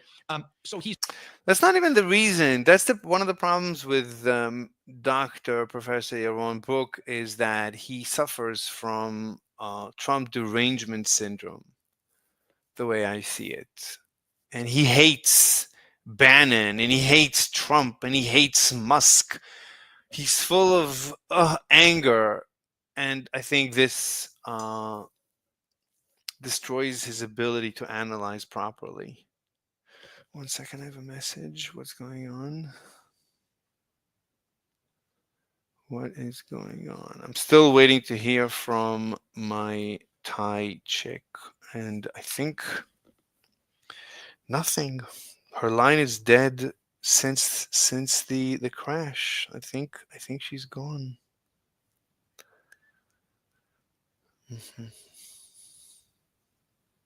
Okay, everything. Okay, let's continue our analysis. So, where were we? I also saw comments of, like, Steve Bannon says something like, we shouldn't allow any immigrants into the United States until no more H-1Bs, until Silicon Valley's 20% black and 20% Hispanic. He is appealing now to blacks and Hispanics because they vote. No, he's not. It has nothing to do with appealing to anybody. He's anti-racist. That's the problem with anti-racism. You don't have to psychoanalyze his reason that he's doing it because they voted. That's nonsensical. Republicans are pro. Another message? What is it? Okay. Republicans are anti-racist. Actually, a lot of people are I'm anti-racist. I'm sexually anti-racist. When I see a black chick, I come in my pants. When I see a black guy, I instantaneously I love them. I love the underdog. So that's natural. You don't have to say nonsensical things like Steve Bannon wants to repay the blacks and the Hispanics for voting.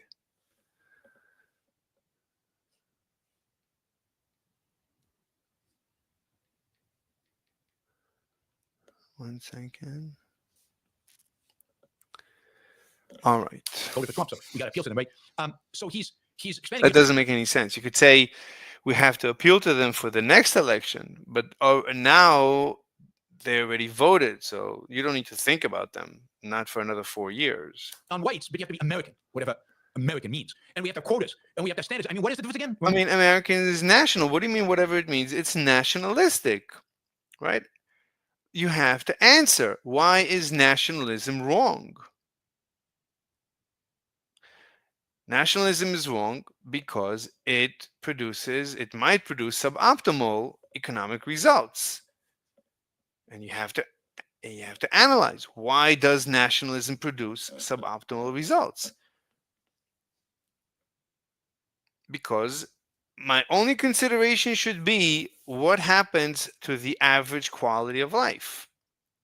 I shouldn't care about nationalism except for the average quality of life of an American. If you call that nationalism, then fine. Then there's nothing wrong with nationalism. Remind me of the difference between MAGA and the woke left. There's a reason why over the last 2-3 months, the idea. I agree. The MAGA. This is misdirected. MAGA is misdirected. Pushed by James Lindsay and what's his name in the UK, Kissen. These guys are pitching the concept of woke right, because they seem to advocate for the same things, just with a different spin on them. It's like flip images, and it's what I told you would happen. Remember, I told you what happened. I said the more the left goes wacky, the more they go dictatorial, the more the right will go, oh, you want to play that dictatorial game? We can do that, and we're bigger than you. Well, that's exactly what's happened. Exactly what happened. All right, so then Vivek stepped in, and he said, look, basically, he said, we need immigrants because they're just better than local Americans. And this, of course, really flipped people out. Here's what he writes, and so this. That's nonsense. Vivek is wrong. You don't have to bring in, I don't even know what it means, better. But that's not a consideration. So Vivek is not an economist, and that's not an economist, but Yaron is an economist, but it doesn't matter. People get that this is a simple, economics is very simple, but it's confusing. And people don't want to think through the analysis. So Vivek is not thinking through. It doesn't matter if the immigrants are better or not. It doesn't matter. You can bring in a retarded person, but if that person is going to be a net producer, then bring him in. It's good. Bring him in. This is his statement on Twitter. The reason top tech companies often hire foreign-born and first-generation engineers over native, in quotation marks, Americans, isn't because of an innate American IQ deficit, a lazy and wrong explanation, he says. A key part of it comes down to the C word, culture. Tough questions demand tough answers. And that's nonsense. The question is, when you bring in, it should be, and I don't even know what he means. What did he say? Native, in quotation marks, Americans. Isn't because of an innate American. So then Vivek stepped in, and he said, look, basically, he said, we need immigrants because they're just better than local Americans. And this, of course, really flipped people out. Here's what he writes. So, of course, it flips people out because it's nonsense. And so this is his statement. But Vivek is not an economist. You need to bring in economists to have this discussion, not a Vivek. Twitter. The reason top tech companies often hire foreign-born and first-generation. Okay, what does that even mean? What are your stats? I mean, when a tech company can offer a job to a foreign-born or to a local-born, you claim that they prefer a foreign-born because of culture? What's your evidence for that? You don't have any evidence for that. So that's nonsense. That's an unscientific statement. You have no evidence for that. I've never heard of, and that there is evidence for this. I've never heard of this, that there is a preference. Who cares if you're bringing in an Indian or an American, whatever that means? So an American-born Indian? No, you would agree that, right, he's American. Like, Vivek is American-born. So that's not it. So an American-born, like a white guy, Dave Cutler is an ex-football player. So you don't mean that. So what the heck do you mean? This is complete and utter nonsense. Generation engineers over native, in quotation marks, Americans, isn't because of an innate American IQ deficit, a lazy and wrong explanation, he says. A key part of it comes down to a lazy and wrong. What do you mean? What did he say? Isn't because of an innate American IQ deficit, a lazy and wrong explanation. I mean, actually, I would say it is. I think it is. I think Indians have a higher IQ than white Americans, and I think that might create um, the bias towards hiring Indians over Americans. They're just statistically higher IQ, in my opinion. And it's not a lazy explanation. It's a correct explanation. It's a lazy and correct explanation. More, I would say lazy explanations tend to be correct. I mean, well, if it's straightforward, it pops up, right? Makes sense. I don't need to invest too much energy. So that is the correct answer. Except Vivek, it's not good. Like if you find yourself saying that your opponent in a debate is being lazy, if you're attacking your opponent, you have to stop and think, why are you doing this? You should never be attacking your opponent in a debate. If you're attacking your opponent in a debate, you're making a mistake. You have to stop and think what's going on. And you see, again, this example that Vivek is attacking his opponents, calling them lazy and wrong, while they're, you want to say lazy, that's fine, but they're correct. It is the IQ. There is no other reason. Why? I mean, all else remaining the same. If all else is the same, why are Indians preferred? Same degree, same knowledge, same everything. The only difference, IQ. If it's true, I don't even know if it's true, but that's probably the reason. What else? over native, in quotation marks, Americans. It's not. I don't think it's the culture. I don't think that Indians work harder than Americans. People come to work and they work and then they go home. Well, what do you want them to do? You want to like they put in the hours. What are you talking about? This is so this entire discussion is so unscientific. Isn't because of an innate American IQ deficit, a lazy and wrong explanation, he says. A key part of it comes down to the C word, culture. Tough questions demand tough answers. And if we're really serious about fixing the problem, we have to confront the truth. And now he goes to a whole, critique of American culture. Quote, our American culture has venerated mediocrity over excellence for way too long, at least since the 90s and likely longer. That doesn't start in college. It's I don't think that's true. I don't know what that's based on. I don't know. starts young. Now people are American high schools are very competitive. I don't know what he's talking about. flipping out over all this now. Isn't this like the typical conservative critique of America? Isn't this like standard pretty much on it used to be on quote the right, what used to be the right, critiquing American education, critiquing American culture? Can't take it from Vivek though. He continues, a culture that celebrates the prom queen over the math Olympiad champ, or the jock. The prom queen is a different. The jock works very hard. I don't know what you. To be a jock is hard. To be an athlete in American high schools is hard. For example, it's right every day after school. Literally every day after school during season. Let's say you wrestle, so there is a wrestling season. That means every day after school for about 3 hours, you're training. That's extremely competitive. When you go take lessons privately in wrestling, it's 1 hour a week or 2 hours a week. It's not 3 hours every day, including weekends. Plus, you need to cut weight. It's very competitive. What are you talking about? If anything teaches you to be extremely competitive, it's American sports. Over the valedictorian will not produce the best engineers. A culture. Yes, it will. Example, Dave Cutler. Dave Cutler, no one right? We know Dave Cutler is a legend. No one competes with Windows when it comes to an operating system. That's Dave Cutler. Windows is Dave Cutler. So he's an American athlete. He's literally a jock. Right, what used to be the right, critiquing American education, critiquing American culture. Can't take it from Vivek though. He continues, a culture that celebrates the prom queen over the math Olympiad. Wait, I have an email. Let me check. Check it. 1 second. This is good. There's so much wrong in this show and around this topic. It's like Yaron thinks he's gonna fix the world with his position, which he almost does, but then he misses the mark.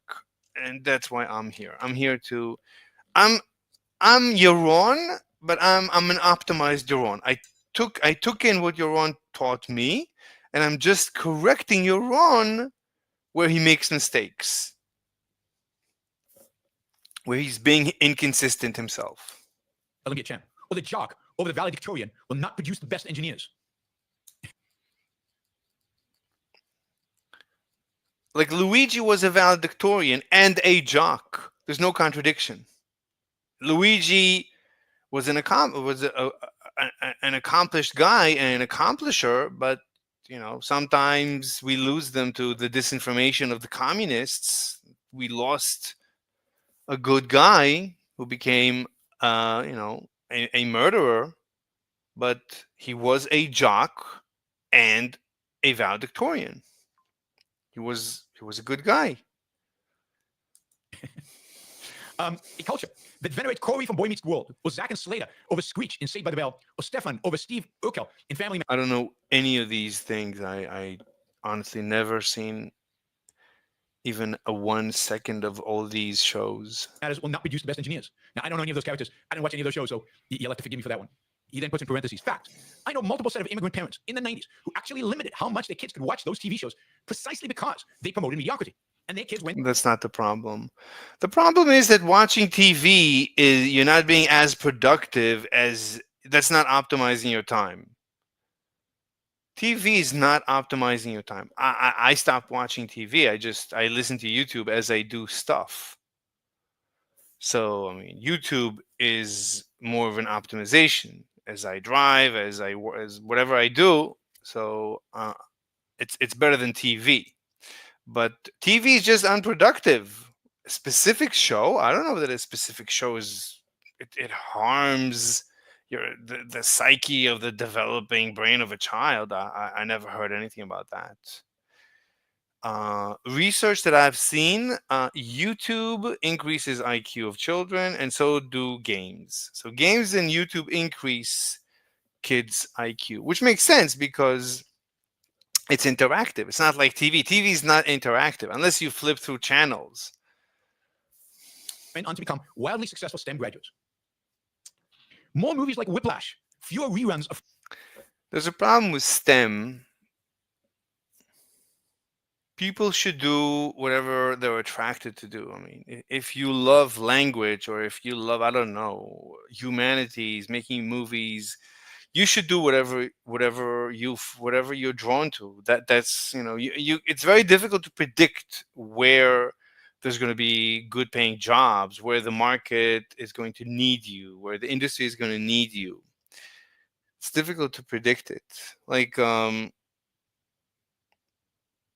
George Lucas, he was studying anthropology and he took a film production class. And he discovered that he's a genius at making movies.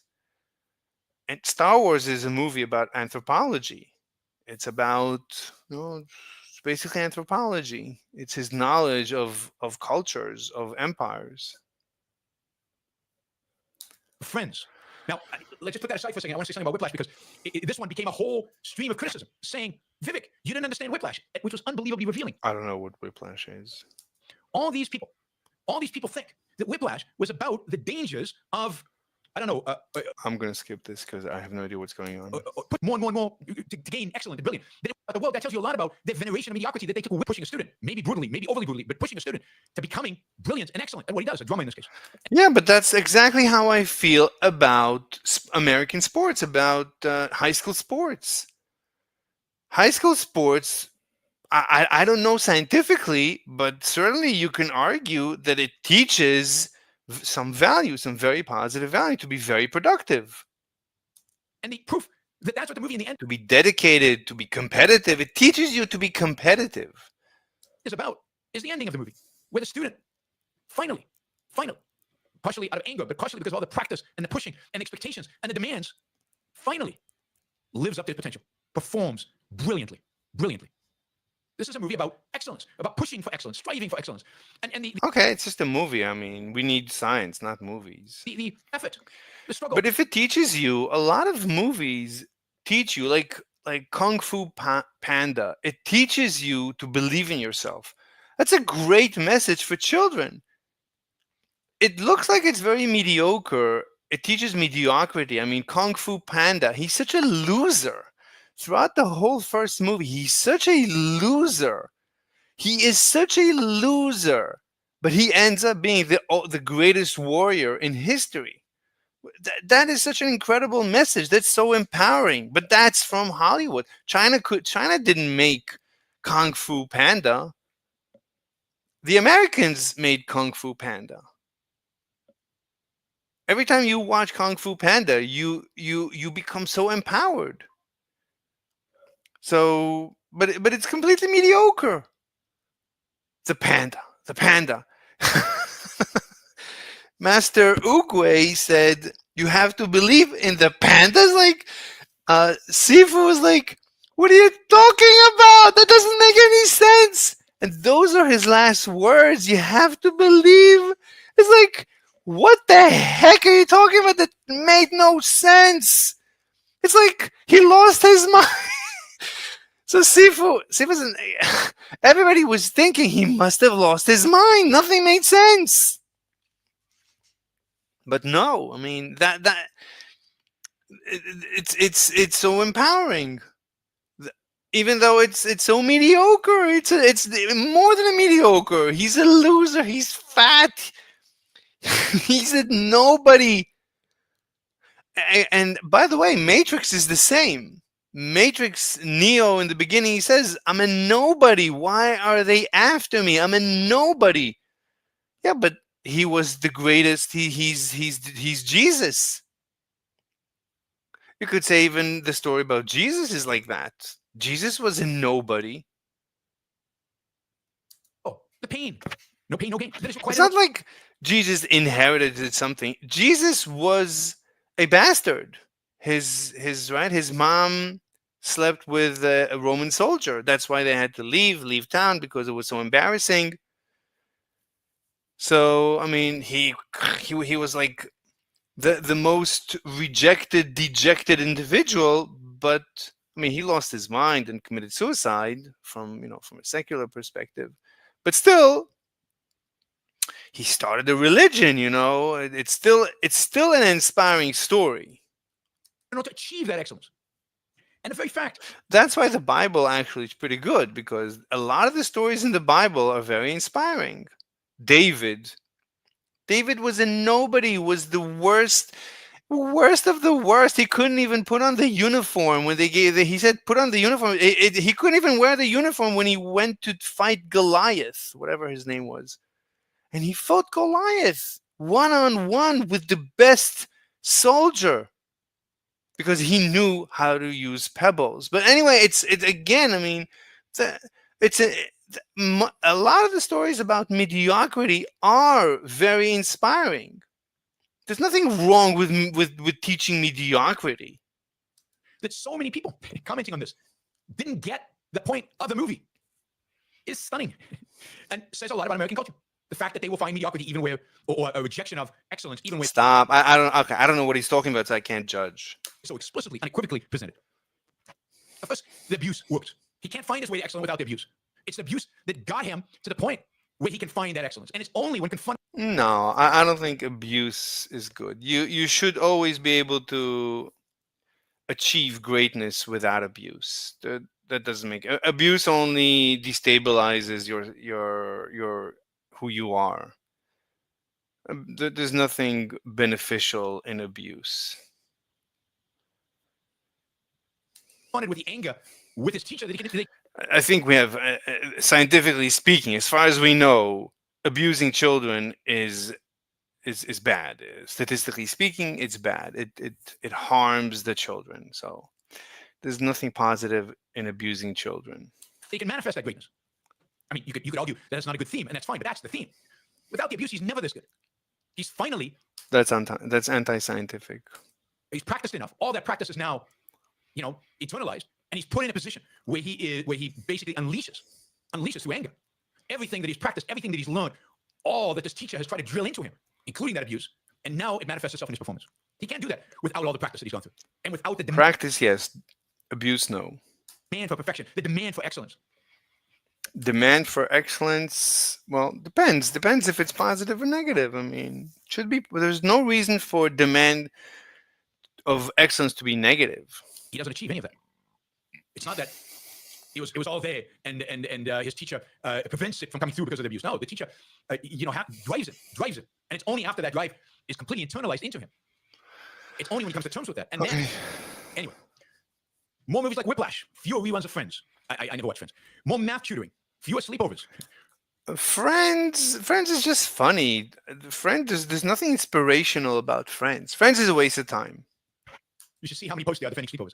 More weekend science competitions, fewer Saturday morning cartoons, more books, less television, more creating, less chilling, more extracurriculars, less hanging out at the mall. By the way, again, most of this, Hanging out at the mall is actually important because you learn social skills. You hang around with your peers, especially boys with girls. That's how boys learn to function in society, because girls are very functional in society and girls usually teach boys how to function. So hanging out in the mall a little bit, not like, not, don't waste your entire life, but it's great. It's good for the child's development. used to be standard conservative critique of the culture. He continues. Most normal American parents look skeptically at those kinds of parents. More normal American kids view those kinds of kids with scorn. If you grow up aspiring to normalcy, normalcy is what you will achieve. Now close your eyes and visualize which families you knew in the 90s, for even now, who raised their kids according to one model versus the other. No one raises their kids to be normal. I mean, normal for sure. Of course, you want your kids to be normal, but you want them to be successful. Be brutally honest. Normalcy doesn't cut it in a hyper-competitive global market for technical talent. And if we pretend like it does, we'll have our asses handed to us by China. Why he has to go collectivistic there, and as if this, the competition with China is what should drive us. Shouldn't what drives us is value creation? This can be our Sputnik moment, he goes on. We've awakened from slumber before and can do it again. No, it's good that he mentions China. There's nothing wrong with that, to mention China. I mean, it's part of the competition. We have competition. We're going to get our asses handed to us by China at this rate. Yeah, China is growing at like 5% a year, and we're growing at 3%. So, over time, China is going to take us out. You saw yesterday, China is flying 6th generation fighters. We're not flying 6th generation fighters. We're falling behind. So we have to fix this. Otherwise, we're just going to continue falling behind. We're going to become garbage compared to China at this rate. Trump's election hopefully marks the beginning of a new golden era in America. I mean, we're already garbage compared to China in many respects. We need to stop this. We have to grow at least as fast as China. If our culture fully wakes up, a culture that once again prioritizes achievement over normalcy, excellence over mediocrity, nerdiness over conformity, hard work over laziness. That's the work we have cut out for us. Rather than wallowing in victimhood and just wishing for or legislating alternative hiring practices onto existence, I'm confident we can do it. Now, there's a bunch of things that are wrong and bad about this quote, and so on. But it's, there's nothing wrong with jocks and prom queens. The problem is we don't have any respect for math Olympiad champions or valedictorians. We have respect for everyone. That's not the problem. There is no that. I would say there is no problem. The problem is not with any of this. The problem is with legislation, that our regulation is blocking the productivity of the economy. That's the only problem, nothing else. And that's one of the things I don't understand why Iran is not bringing this up. I mean, at the end of the day, when we're comparing the quality of life of an American to the Chinese or anywhere else in the world, so we need to remove regulations. These regulations, this legislation is killing our economy, and it's reducing our growth. Environmentalism, all these things are reducing our growth, and it's harming our quality of life, the growth of our economy. That's the problem, not any of the other stuff that he's saying. Now, this guy Vivek is saying. Now, about when we bring in immigrants, if our economy is stagnant, if it's growing at, let's say, 0% year over year, and you bring in immigrants, okay, then that's obviously that's not a net positive. If our quality of life is not going up, then it doesn't serve anything to bring in immigrants. You have to have a positive economy, positive growth. The higher the growth, the better. And then if you bring in immigrants, you're theoretically accelerating the growth. But in order to use these immigrants, you need to free the economy. And our economy is not as free as the Chinese. So if it's critical to compare to the Chinese because they're growing faster. They're building aircraft carriers. They're just going to outgrow us. Historians, we don't as a culture. And there's a lot wrong with our TV shows. They do wallow in mediocrity. They do wallow in cynicism and That's not an issue. skepticism. And our culture is filled with average mediocrity. And the response Nothing to do with anything. Completely irrelevant to everything. to Vivek is just pathetic. Because he's wrong. Everybody's wrong. It's like one guy saying 2 plus 2 is 27, and the other one says, no, 2 plus 2 is 15.5. It's like, no, they're both wrong, and they're just both wrong. Vivek is wrong, Yaron is wrong, everybody's wrong. It just basically confirmed how awful. This has become so. Kato, the representative of MAGA.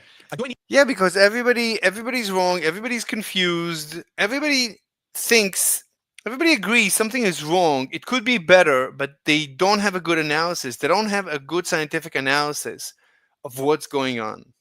Well, thank God you have me. So listen to what I'm saying.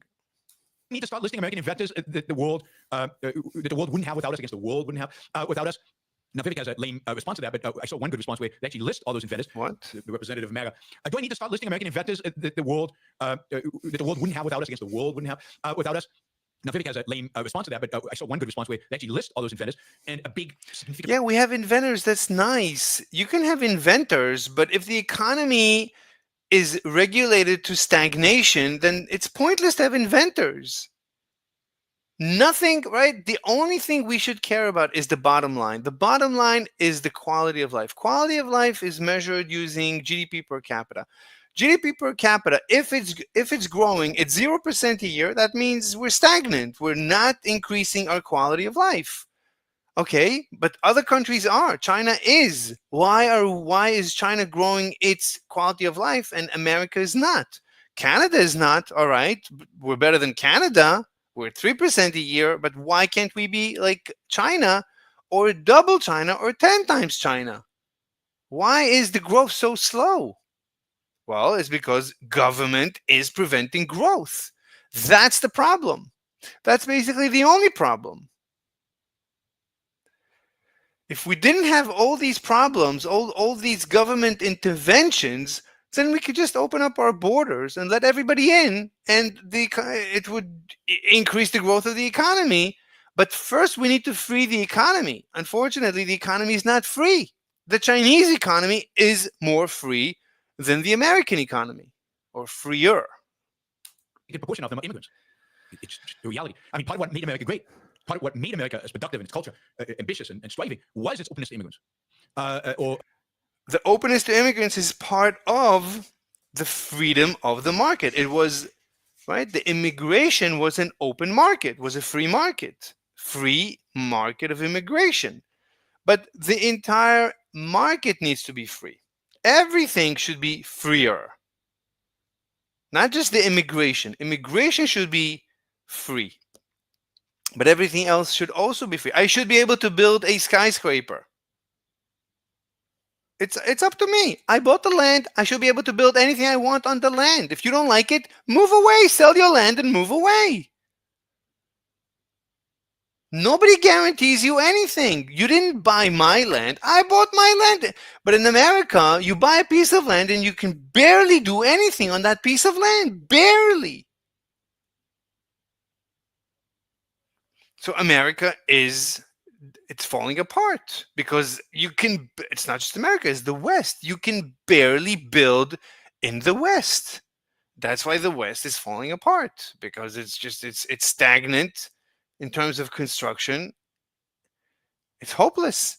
Whereas in China, they keep building and building skyscrapers, and everyone lives in a beautiful apartment in the sky, as they should. And everyone has a big office, and they go to the gym, and the gyms are big. Everything is big.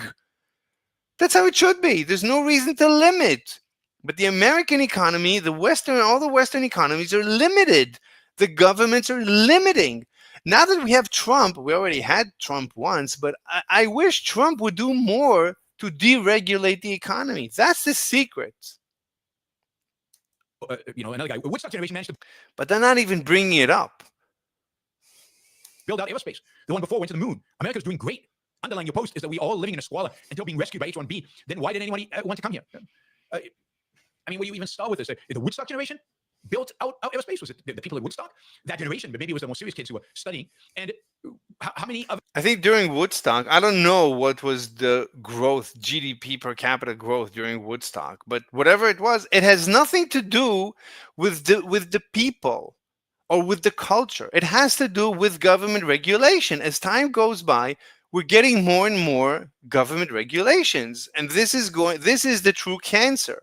This is truly what is destroying civilization. It's like when you end up thinking, why are there no aliens? The last thing you'd suspect is regulation. All the aliens are being regulated to oblivion. That's the last thing you'd suspect. But that's exactly what's bringing down every civilization everywhere in the universe. It's regulation. At the end, it causes zero growth and negative growth. And then, that's the destruction. That's how Rome fell, basically, in my opinion. again, those people involved in the aerospace industry, how many of the people involved in NASA and taking us to the moon, how many people involved in rockets and that industry? That's how every empire fell. Every empire rose because of freedom, and every empire fell because of overregulation. Generally in the United States? The cancer of empires is the legislation. As time goes by, you get more and more legislation, more and more regulation. That's the cancer. This cancer keeps growing and growing until the empire starts dying, and then they try to fix it through more regulation and more legislation, and it just speeds up the death of every empire. And that's the secret to the rise and fall of empires. Every empire rises because it's new, it's fresh, there's no legislation yet. But as the empire rises, legislation rises. And as legislation rises, the death begins, the cancer begins. And then the empire is just on borrowed time. With immigrants, a huge proportion of them. It's and it just goes on and on and on and on in terms of attacking. David Brooks, right, says more math tutoring, fewer sleepovers. This line from Ramaswamy is pure ignorance. You want to have your kids do something cognitively demanding? Send them to sleepover with a bunch of other 12-year-olds. I mean, what is the point? Right? What did he say? David Brooks, right, says more math tutoring, fewer sleepovers. This line from Ramaswamy is pure ignorance. You want to have your kids do something cognitively demanding? Send them to sleepover with a bunch of other 12-year-olds. I mean, what is the point? I mean, it's good to send people to a sleepover because it's good for the kids. But what's the purpose that the kids are doing better if the economy is constraining everyone to zero growth? What's the point? We could be all geniuses. But if the legislation is destroying stagnating the economy, it's frustrating the economy, it's constraining the economy to zero growth, then that's the end of the discussion. The kids could be wonderful because you did so much for them. Yeah. But when they get a job, you can't do anything. So the economy stagnates. And it's nothing to do with whether the kids had extra math tutoring or no, or because they were. It doesn't matter. It doesn't matter. If the economy is constrained, then it doesn't matter how wonderful and how high IQ the kids are. It doesn't matter. A super high IQ kid is not going to do any better than a dummy dum-dum kid if the economy is constrained to zero growth. which is our case. We're constraining our economy to stagnation. That's the problem.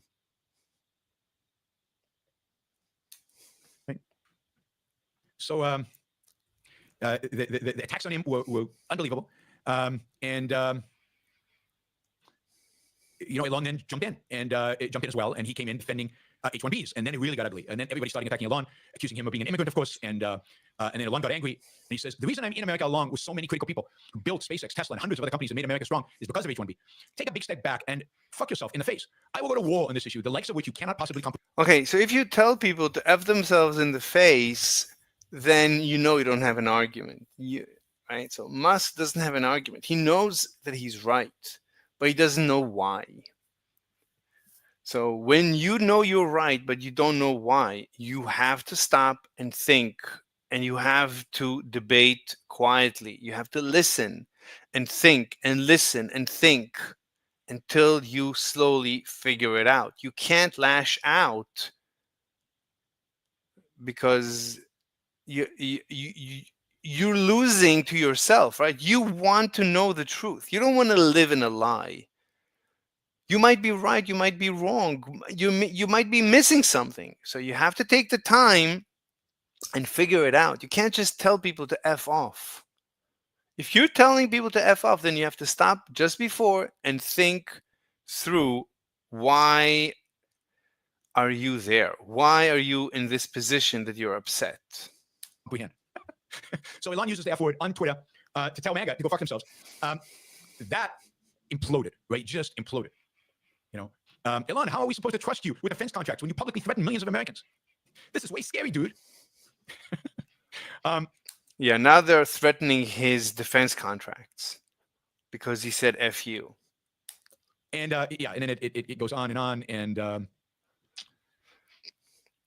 mean, it's good that Elon and Vivek and Trump are beginning to think about more immigration, and hopefully somebody will think through this or analyze through this entire thing and figure out exactly what I've said so far. Maybe they'll listen to what I've explicated here today, and hopefully they'll listen to what I'm saying.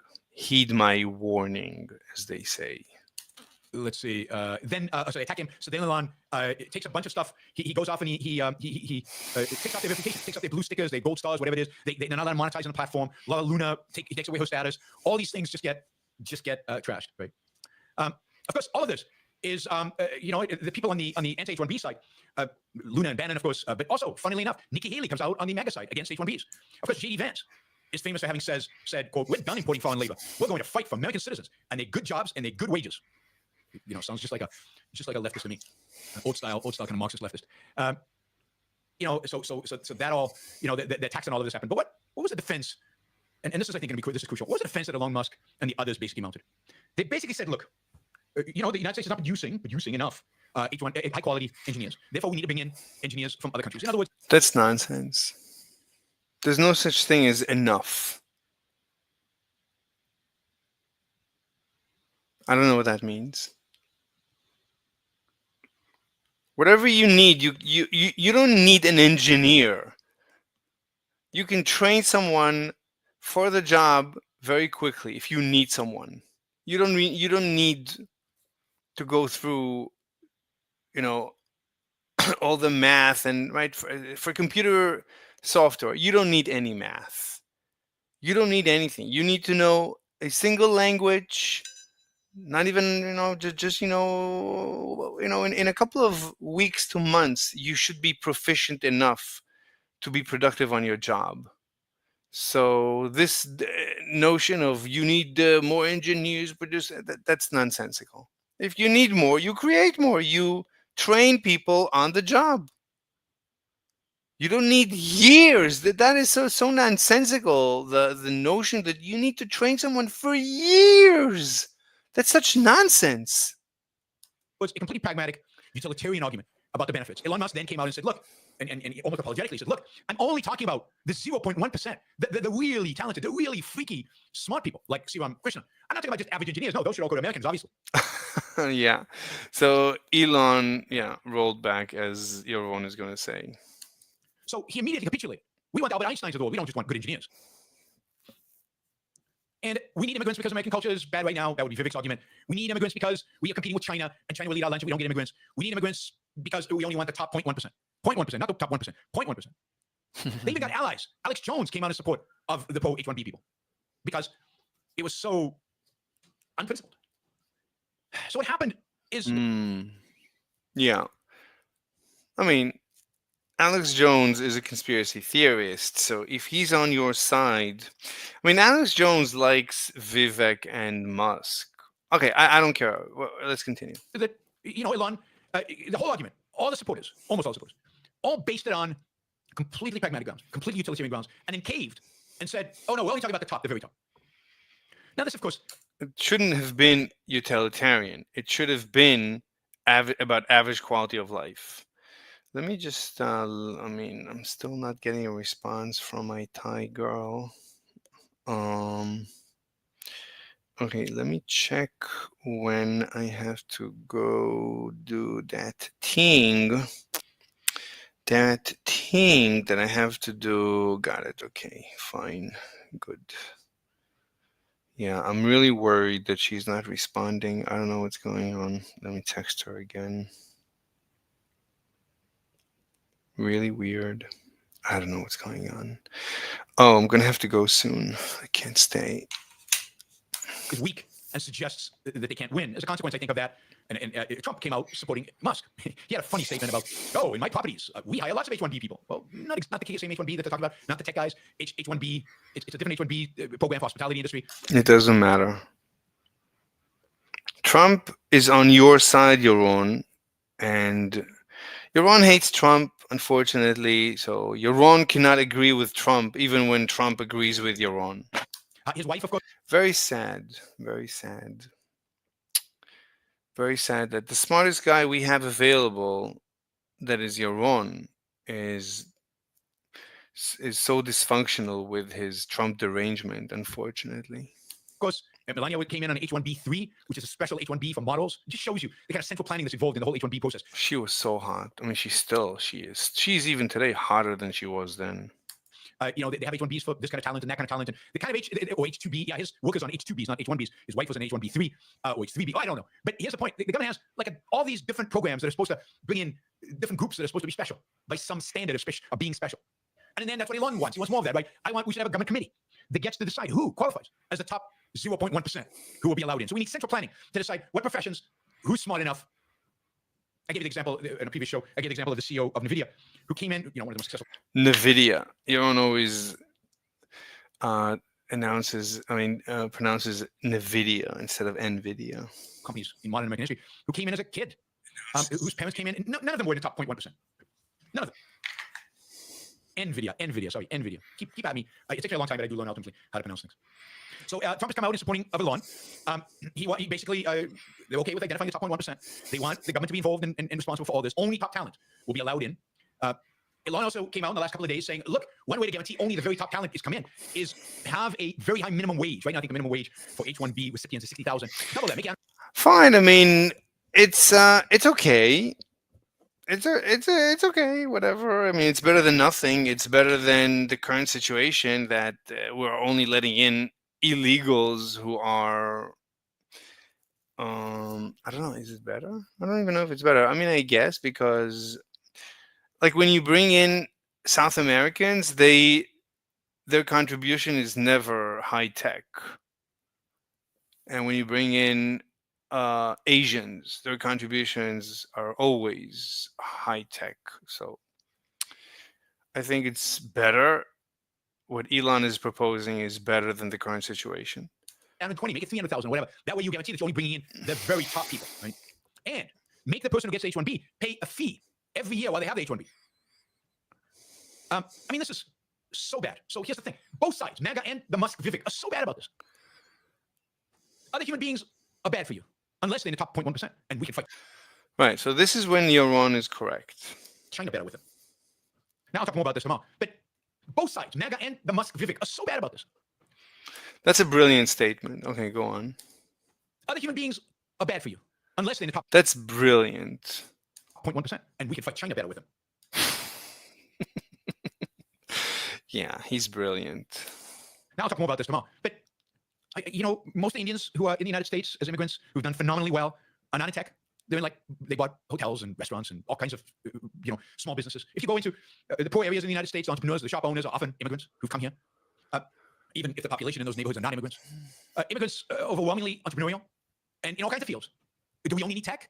Do we emphasize tech because we're afraid of China? Should immigration policy be based on being afraid of China?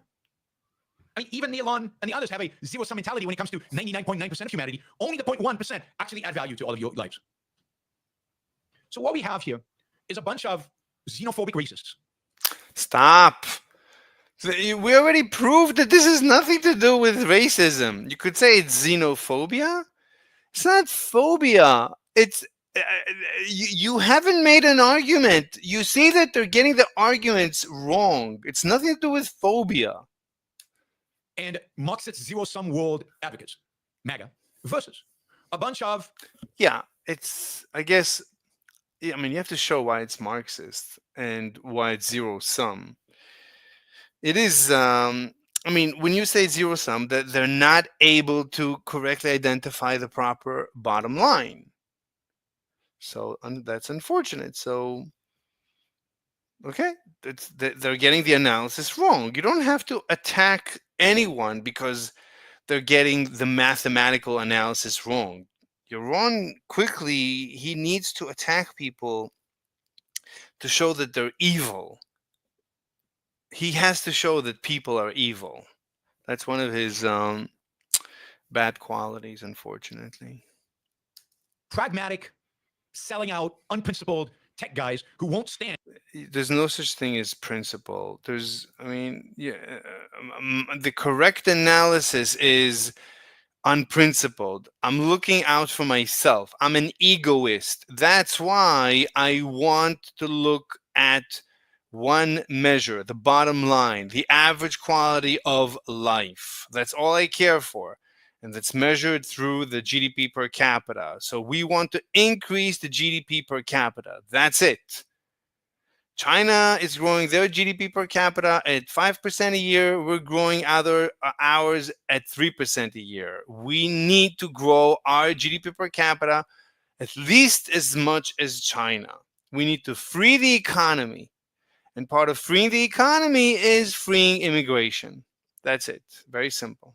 And for the principle of... Like, I think if I want to go to China to work, I don't even think I need to get a visa, do I? I don't even know. Does China care? Does anybody care if I go to China to work? I don't think so. The Chinese market is freer than the American, as far as I know. Immigration.